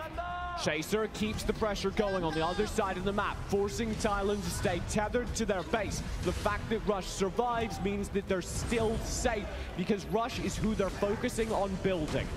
Gonna go ahead, take the Spirit Sentinel for themselves. Mid lane. Thailand, though, grouped up together, acting as a squad. They understand this is where they have won games, going for these team fights. Win the team fights, especially as we get towards the late game. Thailand will begin to pressure for them, and Korea don't have a whole lot they can answer that with, because now they're pressing against a high ground, and they just need to take and win a team fight. Sun gonna go toe-to-toe with Remix. Can't do a whole lot at the moment. Just looking to pressure him on back. The Mark's looking to clear out the wave in mid lane. You see Korea, though, taking a page out of Thailand. They're looking to group up together. They want to try and catch out one member of Thailand and go for the fight. If anyone checks toward the top side of this jungle, they will be taken out. Instead, Korea opting to go on to Cherry, but he will survive. Chaos Protection allowing that Chargnar to instantly ditch any amount of control abilities. That's why we've seen so much Chargnar today, because there's a big shift in the meta towards control-ability-focused characters, and Chargnar counters most of them. Oh, Moss waiting over toward the side. Chaser's going to spot him out. Korea can go ahead, take this second-tier tower in mid lane, go for the fight. You see Sun jumping on in. They take down Minmarks. The Being a Bro will be back up. Korea now have to deal with the team fight. They're able to kite it on back. Remix overstepped. They don't fall, and that is the key component for Korea. Nobody dies for either team. A completely bloodless yet heart-wrenching team fight. And you were just on the edge there, TJ. If Thailand loses members there, they could lose a high ground tower. So Korea still has runway. They still have time, because they're only at level 14 through 12. They still have time to get out ahead in their gold using things like this Abyssal Dragon. Make it so that they have a really steady lead going into the fight and they can win it. But that runway is getting shorter and shorter, because Thailand, if they get to level 15 as well, when they hit max, they're going to close that gap and win a major team fight and possibly the game. Korea going forward. J-Jack, that's a dangerous spot to be in. Lays down the hissy fit to disengage. Moss gets stunned, has to back off, uses the flicker. Chaser now over onto the flank, wants to try and catch out Moss. They take down the teamie, TJ. Rush goes ultimate. Remix needs to defend this lane. Korea are looking for the push. That's going to be the high ground tower. Korea knocking on the door of Thailand, looking for a possible Game 7 in the grand final. I'm looking at this 15-minute mark. Thailand needs to last at least that long, and I'm not sure they can as Korea go for a second high ground. See Cherry just looking to clear out the wave. Minmarks also on over, gets stunned up by Hawk, and almost gets taken out. The burn's not going to be enough. But still, Korea now on to the mid lane tower. The second one to fall in the base. It's only one high ground tower remaining. Korea looking for the game, looking to tie up the series. They just baited out to Being a Pro. Korea, that's one of the massive ultimates they need to do. 3 towers, TJ. And guess what? They get on top of Minmarks. That's going to be the kill. Minions onto the core. And ladies and gentlemen, we're going all the way. If Korea can just finish off this game. Thailand holding on with their dying breath. But guess what? Another minion wave is coming on in. We're going all the way to a Game 3. 7. 7 is like 3, and it is A-OK, because that is an insane final game to reach. You got me confused there, TJ, by saying best of 3 during the 2-2. So it's technically now our final game. If that makes it's a best of 1 now. 1 game to decide who is going to be our grand champion of the World Cup. 1 game to decide what is the best Arena of Valor team in the world, and Korea just showed up. I said play your own game style. Don't keep trying to adapt to your opponents. We've seen you do that very well, but it's not working here. Just reset, play what you want, don't worry about the draft, and finally it worked. 14-1 the kill total, TJ. Korea coming out dominating. Now tie up our series. We go down to a Game 7. We Going 7! The full distance, TJ. We're into overtime. We had a whole discussion where I was like, I feel like any series over BO5 is really just getting, you know, repetition. You proved me wrong. Well done. Game 7. And every single game has been won or lost on its own standards.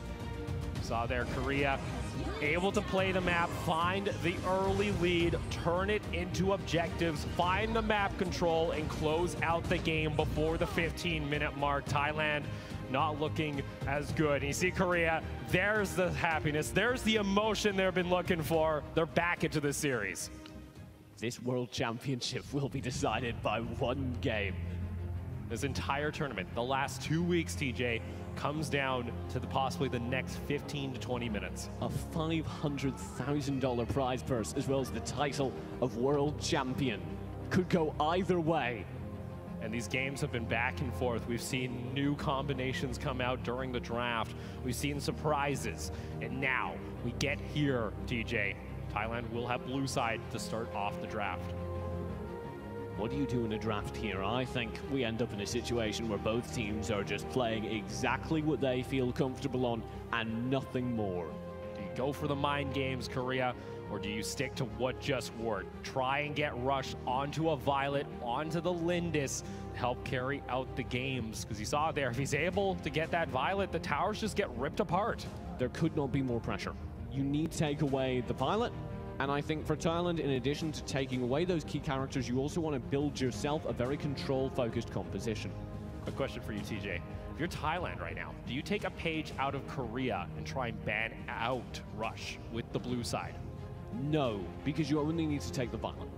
Rush is exceptionally good on Violet and Lindis. Lindis will be banned, presumably, so then the only thing left to do is remove the Violet.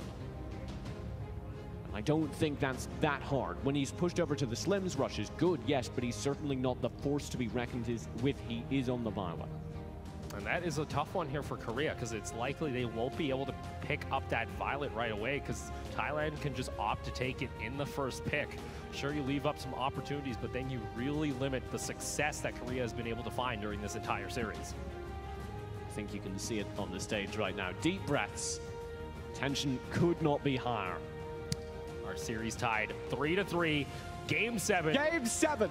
Pick and bans underway. Thailand on the blue side, Korea on your red side. We start things off, of course, with an Omen ban.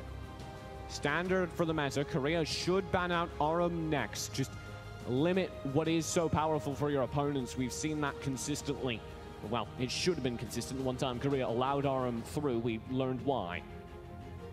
Seeing here on Korea taking their time to discuss this pick and ban for as long as possible. Try and get themselves calm. You sure you were able to win this game 6, but it now comes down to this game 7. And that would be heartbreaking if you come all this way just to fall to second. Sure, you get yourself 100,000, but you want the title. You want the glory of being the best region, the best team at Arena of Valor. As I said, both these teams deserve infinite accolades. They are the two best Arena of Valor teams in the world, without a doubt.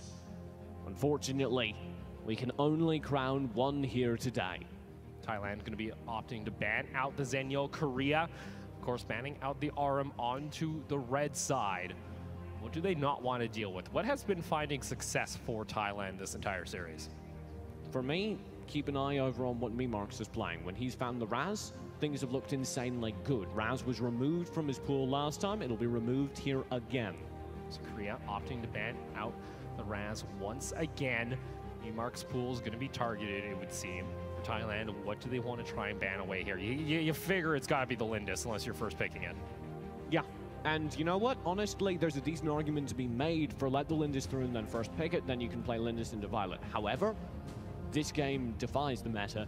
You do not let Rush get the Violet. Thailand going to be banning out their final ban of the game. Going to be a teamy here. Okay, Korea, do you want to play into a Lindis? Or do you want to let Superman through the draft? Does Superman get picked if you let him through a draft?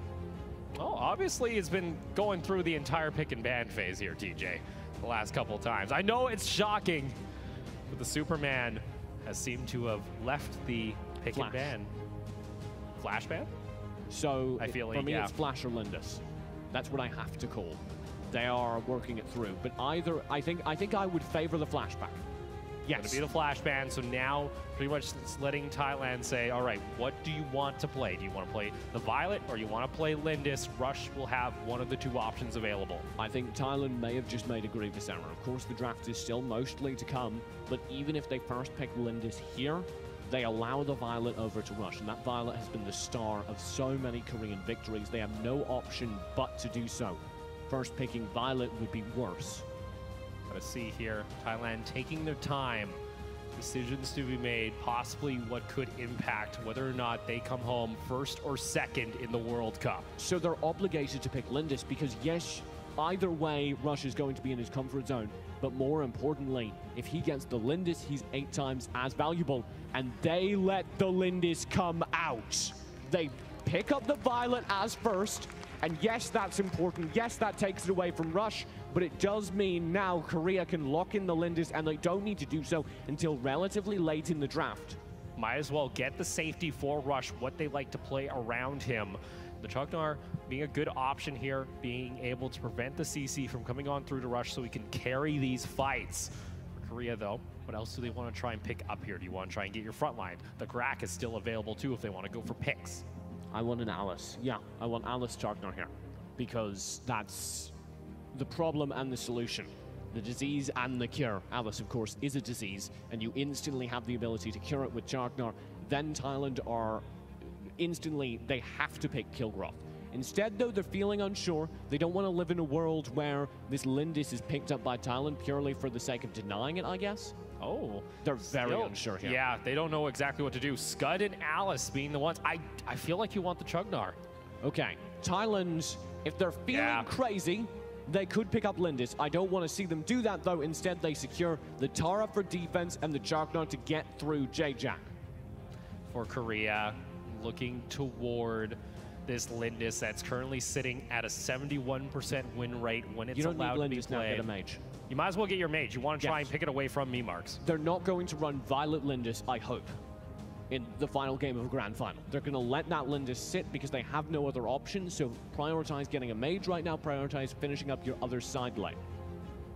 For Rush, though, the hover is still there. What does Korea want to opt into? Do you want to try and pick up that mage? Like you mentioned, the Liliana did some decent work for Hawk, was able to land a lot of those stuns when needed, was able to follow up with the team fight when it came from Jae-Jack.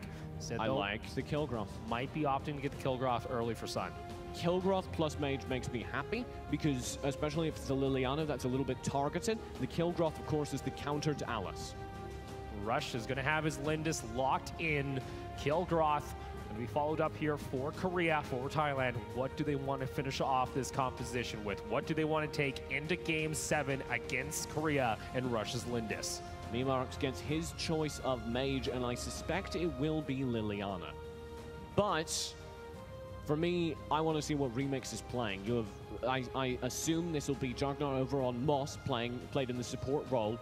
And we've seen consistently it'll probably be Cherry over on the tankier character, the Tara. At that point, you need something else to play lane. And it will be, oh yes, Remix playing one of his deadliest characters, the Irie. The Irie being the hovered here, Preta. Other option here for Memarks if they wanted to lock it in. That would be odd for me. Thailand do play a very good Preta, but I think they should be looking for a little bit more mobility. The thing about Preta is he requires setup, and they don't have a lot of control to give them that opportunity. I feel like Rush would be happy to go to that mid lane often because he likes to do that with the Lindis, farm up and then go pretty much drive by mid lane and pick up kills. That's pretty much how he operates on this Lindis. For Sun, though, looking to lock in the mage here for Korea, currently hovering over the Liliana. No, I think that's the right pick. Give yourself a little bit extra dive. And Korea, I favor them coming out of the draft. They get Rush on, I think, his best character. They get Sun with the ability to dive the backline. They get Jae-Jack on Alice. I see Korea as the world champions. Still, though, a game to be played. And still Liliana to get locked in for Korea instead. Taking their time during this pick and ban. Coach just trying to calm down the players, say, all right, guys, you know what? We're heading into Game 7. This is it. This is what you've played for this entire season. now locking in that Liliana, your final pick, your final lock-in for the World Cup. Months of preparation, 2 weeks of play here, several in the boot camp. We've narrowed it down to 2 teams and 1 more game. Our final handshake of the World Cup from the coaches as we head in to our final game of our grand final. The composition's locked in, TJ. The story will be told. There is no way around that. Like I said, I favor Korea out of this draft. However, if Thailand are able to play aggressive right off the bat, gain the gold lead, particularly with the Praetor, they're going to be able to farm very well in lane because of his good lane clear. That's what I want to see Thailand do. Get the lane, get the early advantage. Don't let Korea play that separated playstyle where they're constantly picking off your isolated players. Team set and focus. We're going to be loading on into the game quite shortly. It's been a long tournament so far here from California, here at the TCL Chinese Theater. We are about to crown our first Arena of Valor World Cup champion. Thailand, for me, if there is a turnaround, it is the fact that so many of their characters here are tanky. So many of their characters can survive a burst of damage, a burst of pressure onto them. That's what Korea, we set them up as looking for. If they do look for that, the Chagnar, the Tara, the Irion remix, they can all survive that. We're going to go ahead, get into the game. Only one squad will be able to hoist the trophy, TJ, and take home the glory as our champions. Game 7. 3-3, a perfectly balanced grand finals, as they all should be. We're gonna go ahead, get on in. Thailand, Korea, 3-3, 1 game to decide it. Already Thailand with pressure, not wanting to allow Korea to control this early game. In Korea, you can't take these early game fights because things have gone badly awry when you do. See this aggression coming on through. It's going to be Rush unable to secure the buff, so aggression coming out from Thailand already early against the Lindis. Jarek gets the blue buff, and there's no counter invade instantly from Korea. They're only now starting it with Sun. Sun gonna go ahead, try and start up the Sage Golem. Mid-Marks is over toward the side, so we'll spot this out. Remix also coming on over. Sage Golem gonna go in favor. I think Stun is able to get over and steals it away. That was Mid-Marks using the Plague Bomb to knock the Golem over him, behind him, in an attempt to force Sun away from it. Sun doesn't care, he pushes through, and is somehow able to still pick it up. Both teams fighting life or death over just buffs, TJ. To start us off, Rush up toward the top side of the map, going to try and hold that lane while Sun had to go for the back, so good to get some gold for himself. Mid-Marks over toward the bot side of the river, looking to clear out the wave. I want to see who's going to go for the early Abyssal Dragon control here. Korea are keeping this gold game close for now. Both jungles have mostly been cleared out, so the initial exchange, we oftentimes say if you're able to get 3+ buffs, you've won the initial exchange, you're going to win the early game. That hasn't happened. This means this Abyssal Dragon, when it comes up, may decide the course of the game because we put so much emphasis on the early game. Here's the Abyssal. Even a simple monster camp just being taken away by Mid-Marks could be crucial. Abyssal Dragon going to be started up here by Thailand. Korean J-Jack wants to come on down. You have the Lindis, you have the Liliana starting to rotate down the river. That's enough to force them off the Abyssal Dragon to restart it. Chaser on toward the flank on the bot side of the map is able to break open Thailand. They're forced to back off. This is what I wanted from Korea. I don't want them taking early fights. I don't want them giving up the Abyssal. Force it to reset, back off, gain jungle elsewhere. And I have checked all the boxes for Korea. J-Jack looking to just pull out the Abyssal Dragon. See what's going on in the pit. Have the Violet of 007 over toward the Michael. I'm just clearing that out now. Making his way over possibly toward one of the mid lanes in mid or bot lane. Still though, Sun clearing out the minions, going toe-to-toe with Remix. We've seen this oftentimes before. But guess what? You have Rush looking for a play here onto the top lane possibly. Moss will back off from the Abyssal again, resetting it, granting more time. Sun in the top lane, like you say, is just looking to gain pressure, scare the Iron far enough back. They have to play defense with this next major objective fight pops up. This will be a nice rotation actually, because Rush has actually cleared out his jungle, so he'll end onto this Abyssal Dragon in case a fight were to break out. Hawk has to be careful. Moss going toe-to-toe. Instead, backing off Jack, still sticking around the side. Rush is actually rotated back up toward the top lane. TJ looking for the kill, onto Remix. Remix going to pop the ultimate, gets back to safety. That may have sacrificed Abyssal Dragon. They know now that the major damage is elsewhere if 007's looking for the pickup. Yeah, unfortunately, Chaser can't do anything about this. First Abyssal Dragon of Game 7 goes to Thailand. Rush will get half HP onto the tower if it's any small consolation, but Thailand know that danger is there, so they're pressing mid lane. Hawk over toward the side, has to be careful. He's able to avoid the damage from the Preta. Jack and Rush looking for a play. Top tower. Top tower, though, from Sun is going to be cleaned up here. That's going to bring the gold total back to even. Korea are able to strike for the first tower of the game. A major pickup that brings this game back into reach for Thailand. And they have pressure elsewhere on the map. Here's the push. Moss trying to go on in there. Has to be careful. The rest of the team coming on over. Chaos protection What's already Remix used. doing? Remix has to be careful himself. Cherry underneath the tower at this point. Jack going to land the stun. Doesn't have that much damage, though. Jack, what's going on? He didn't know he landed the stun because Cherry was in the bush. And I apologize. It was Cherry that was overextended there, not Remix. Remix still on the top side, battling the kill drop. Gonna back off here. Still close to seeing our first blood of Game 7. 5 minutes on the clock. No team striking just yet, but it has been close. Memarks backing toward this mid lane. Gonna go ahead, clear out some more, some of these minions. 40 seconds on the next Abyssal Dragon, DJ. So, to clarify that exchange, you do obviously see your opponent once you apply damage to it. Cherry was in the bush, however, they didn't know that that stun was going to land until it had, which presented limited options for Jack, who thought he had much more room to play. When it landed, all of a sudden, he was frighteningly close to a Tara. Korea looking to position themselves toward this top lane. They got 3 minions. Moss and Memarks coming on over toward the side. Remix is able to clear out the wave, forcing Korea to back off.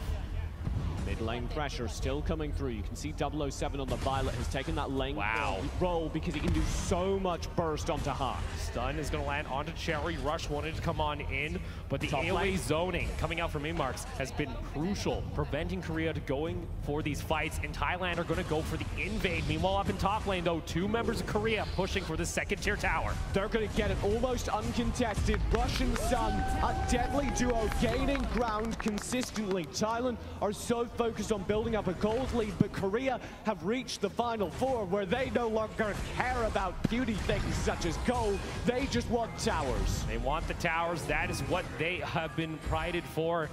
Now Thailand looking for a possible fight. Have to back off, though. Abyssal Dragon will be started by 007. They're going to go ahead, secure their second one of the game, taking it once again away from Korea. Not a nail in any coffin, but a significant gold lead built in favor of Thailand. Should they pick it up? Side, Hawk gets stunned up there. Jack's caught out toward the side. You see the violent damage coming on through, and the final shot will land. First blood of Game 7 goes to Thailand. This tower is one shot away as well. It'll be picked up easily. And now Thailand open up the midsection of the map. Look for the rotations, because you see Chaser maybe a little bit too overexposed down toward this bot lane. Tower's going to start to be shredded. Chaser's able to avoid the damage, but the dive is there from Cherry. Tower will fall. Korea, they need to try and answer back for something. But they can't because Remix is occupying the top lane. That split, which has been so powerful for them, is being shut down. Korea have to find a way to spark the flame once again in their team. They're starting to fall behind. This is what we've seen in the games. If they fall behind, they don't recover. Thailand slowly start to take over the map. Korea looking to make a play, looking for a pick onto Thailand. Jack, Rush, and Hawk all in mid here. This is unusual for Korea. Yes, they want to stay grouped, but they need this pick more than anything. Watch Cherry. Rush looking for the play. Chaser caught in between. Memarks able to get some damage. 4 members of Thailand in toward this mid lane. Sun having to deal with Remix over toward the side. That's actually going to be Cherry. Yeah, so Cherry was important to that fight because should he lose, it's all over. You see Alice ultimate brought down. No one going for the full commit, though, TJ. Still 1 kill only. Cherry toward the top lane, wanted to try and push on back. instead going to stay up toward the top side. So what Cherry's just done is entirely changed the dynamic of the game, because for the first time, Sun is stifled behind lane. He's not gaining any value from Korea, and that is letting Thailand run rampant over the rest of the map, press further and further forward. In mid lane, Hawk actually took a decent chunk of damage, had to back off, and Thailand can continue to push into the jungle.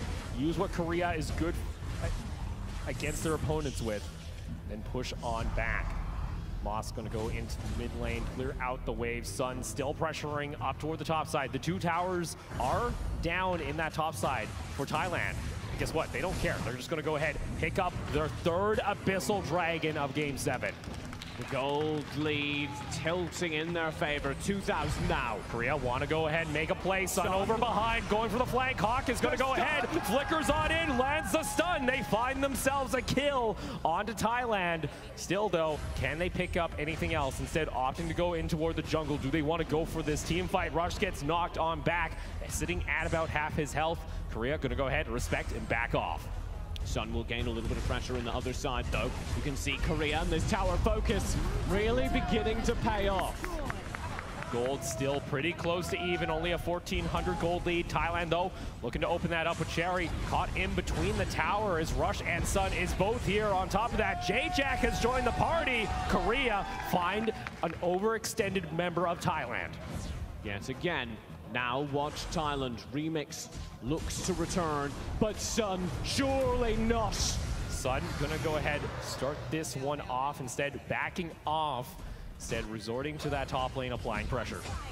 Hawk will press further forward in the mid lane. J-Jack joining him. Both of them want to gain some control.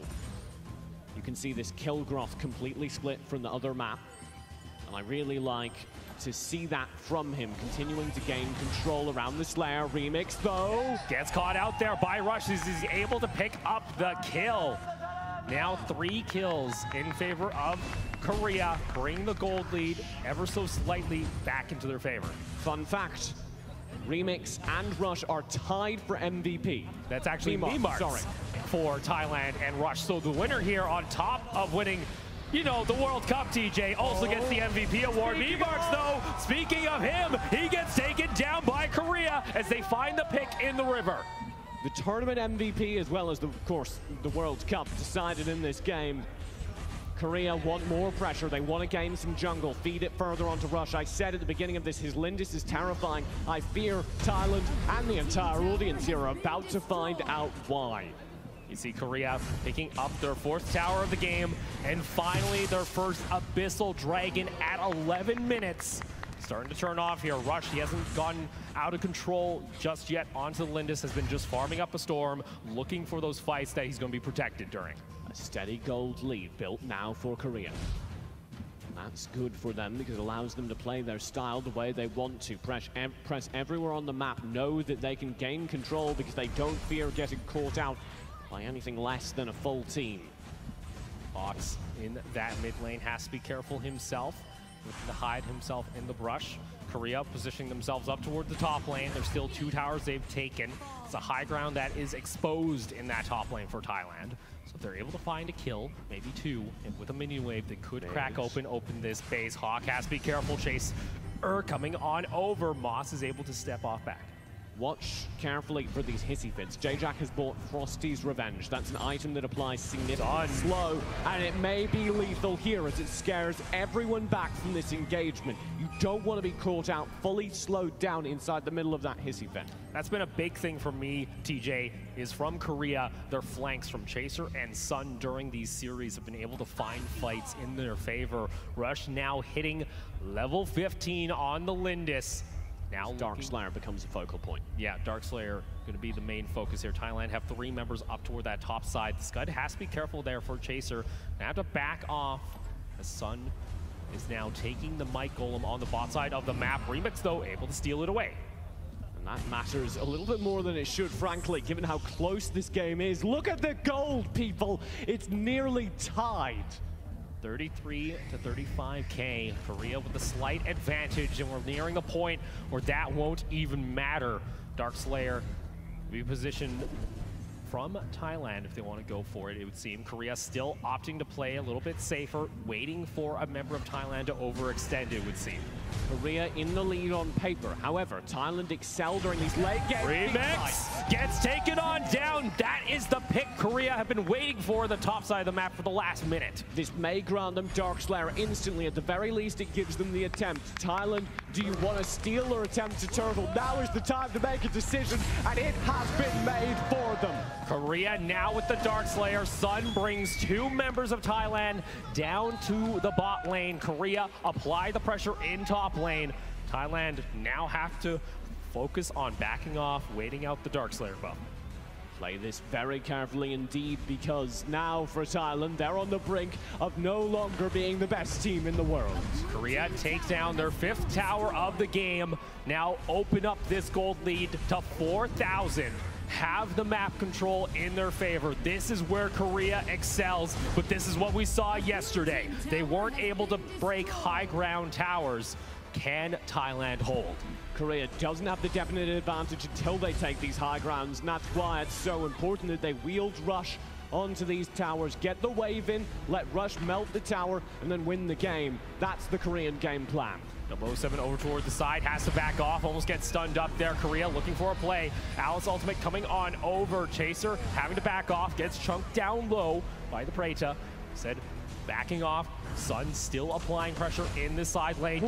007 almost gets taken out there. A decent chunk of damage. He's forced to go back to the base. Sun will take the lead. Looking for it. Cherry gets caught out toward the side, and Korea are able to find the lone member of Thailand that is overextended, but there's still no minions, still waiting. 38 seconds before Cherry rejoins us. Thailand need to clear. Wave buff will fade soon. Alice ultimate coming on down. Sun has to back off. Remix goes into the back of the fight. The high ground tower will keep standing, TJ. There's the buff gone as well. As soon as the respawn comes through, 20 seconds on Cherry, it's an even fight. But no one's here. The Memarks is able to clear out a little bit of the wave, but the tower's gonna fall. TJ, Korea want to keep on going. High ground will fall. That is an exposed lane now for Thailand. Just as the buff fades, Korea get what they needed to with it. Korea are now in control of this game. It is their world championship to lose. Game 7, 3-3. Come down to just one fight here. Korea feeling confident, now have the pressure of the bot lane minions, having the super push in toward the base. We saw what Thailand were able to do it back early on in the series, go for the back door. What a way for that to end, TJ, for Korea to somehow pull that off against Thailand.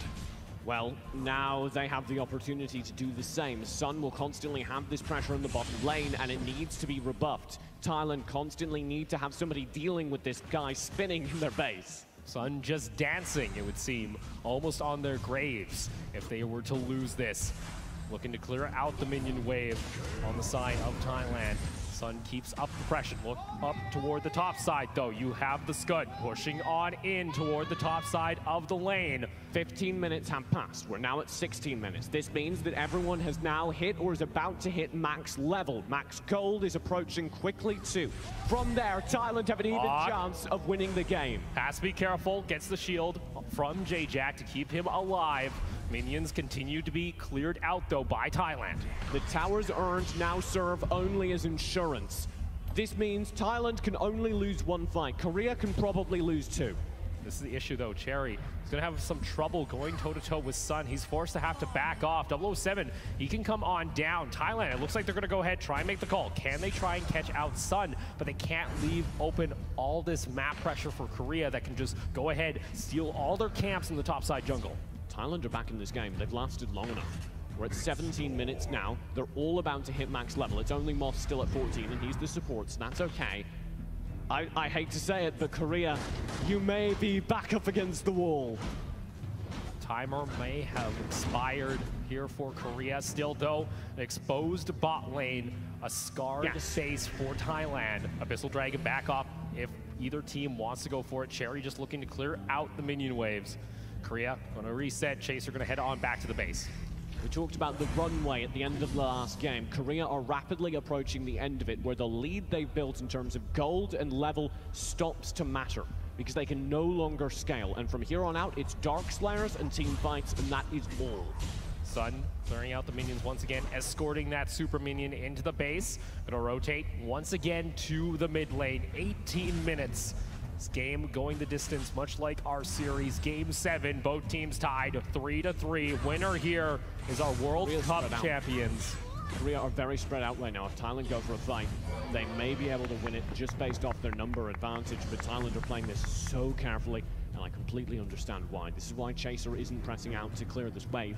He doesn't want to show himself. He reveals himself. Things get dangerous for the rest of his teammates. Cherry's starting to get pretty tanky too on that Tara. Look at this. Gonna have a Darkslayer rejoining in 50 seconds, TJ. Is that the play here for Korea? Wait for this bot lane to push out and then go for the fight? That's why they're getting antsy right now. That's why you saw Sun press a little bit further forward. They want to keep Thailand confined to their base and pick up this Darkslayer. Thailand are far too smart a team for that to work on, though. They will press out. This is likely the final moments of this World Championship. Moss gonna face check there with the brush. Instead, backing off into the side of the lane. 007 also there too. J-Jack, they want to spring a trap. They want to try and catch out a member of Thailand. They understand. They figured Korea's not anywhere else on the map. We obviously assume they're right there. Moss gets caught out down to half health. Is forced to back off. Korea taking some damage there from me marks. Sun on the flank. Chaser goes for the dive, and they pick up the kill. Korea now find 2 members of Thailand. 007 will also fall. This is the push. They are on the steps of glory, TJ. Now the minions starting to come in onto the base, and Korea are looking to cement themselves in history. Thailand throwing bodies at the minion wave. It doesn't matter. Your World Cup champions are Korea.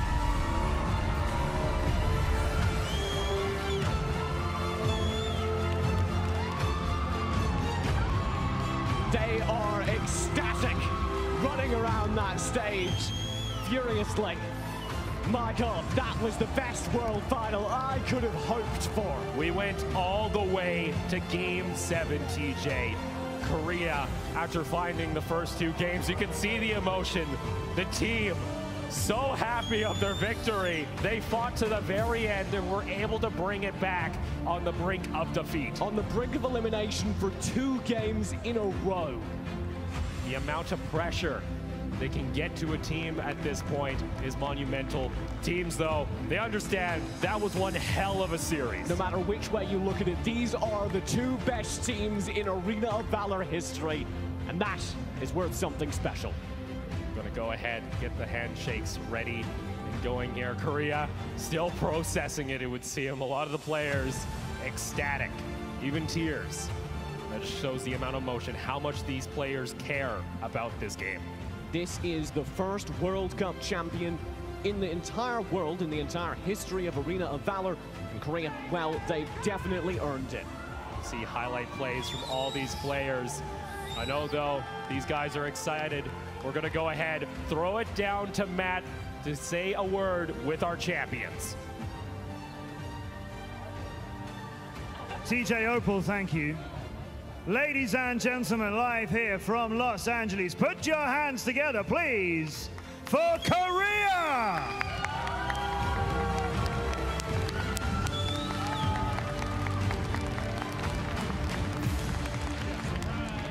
We could not have asked or dreamt or wished for a better grand final. Before I talk to our champions, ladies and gentlemen, please show your appreciation for their fallen opponents of Thailand, who gave us that incredible game.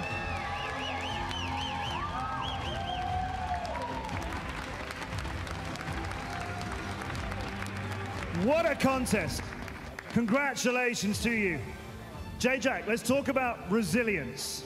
You had games in this tournament that were some of the most one-sided ones we'd seen, but you lost to Thailand yesterday. You come out here, you take the first 2 games, walked all over them, and then Thailand come back, as we've seen again and again. How did you feel as a team as Thailand started to take rounds away from you? 네. 처음에 2대0 할 때까지만 해도 좀 쉽게 가나 싶었는데 그 이후에 3 경기를 내리시면서 정말 힘들었습니다. 하지만 그때 저희 코치님과 사무실 친구들이 잘 보살펴줘서 끝까지 이길 수 있었던 것 같습니다. So when we were winning 2-0, we thought, oh, is it going to be this easy? And then they started coming back, and we were in a very difficult position. But then our coaches and our staff and management came in and gave us some words of encouragement, and it really boosted up our morale, and that's how we were able to win it towards the end. Yeah, a round of applause for everybody who helped this team to that amazing performance. How do you feel right now standing here with this support in front of you? 너무 좋아요. 너무 좋다는 말밖에 할 수가 없을 것 같아요. It's so good right now. I don't think there's any other words that I can say besides that it feels great. And JJ, you're captain of your team. What do you want to say to your comrades who helped you win this title? 이거는 제가 처음 한국 대회에서 했을 때 똑같은 말인데 친구들아 고생했다. 다음에 RC도 우승하자. So, this is the same thing that I told my friends and comrades when we won in Korea. But guys, you guys worked really hard. You did well. Let's keep going. We expect to see this Korea team keep going. I really hope we do. If we're going to get more contests like that, we will just keep you one moment more from being the champions. As first, ladies and gentlemen, we have to crown our MVP of the entire Arena of Valor World Cup Series. For that, would you please welcome to the stage Winter Zhao, General Manager of Tencent Games Publishing.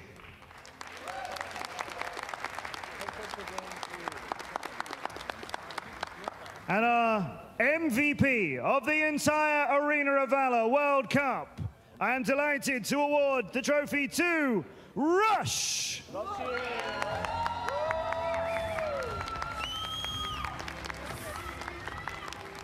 Congratulations, Rush, the MVP.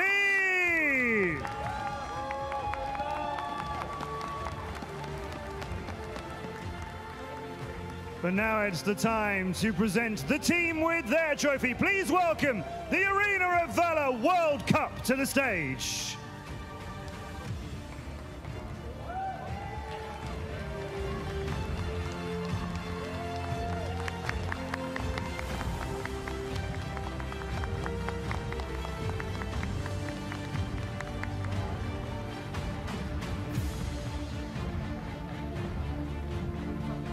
And as the cup makes its way to the stage, please welcome our special guest, Thompson Yi, the Vice President of Tencent Games TV Studios Group.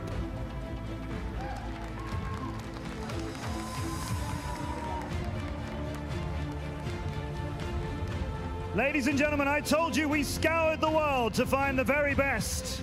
Now there can be no doubt, they are legendary. They are the world champions. They are Korea!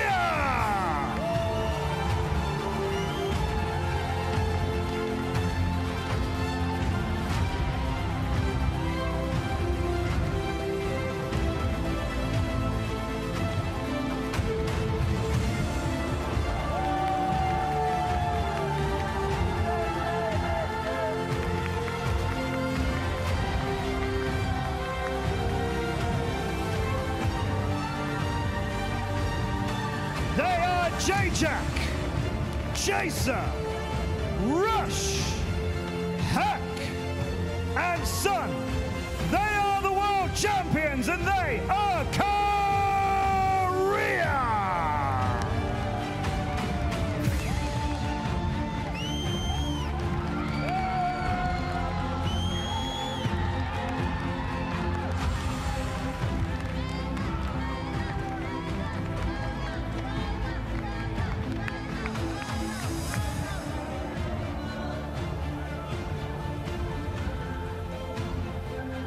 Ladies and gentlemen, we really couldn't have asked for a better tournament.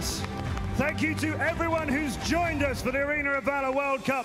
Thank you again to the 12 teams who made it to this stage and to everybody who's watched through all of the tournament. tournaments that got us to this place, to Tencent, to NGE, and everybody involved in making this incredible series. It's been an absolute pleasure bringing this tournament to you.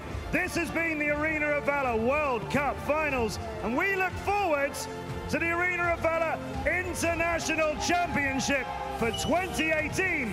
But before we get there, again, our congratulations to the new World Champions of Korea!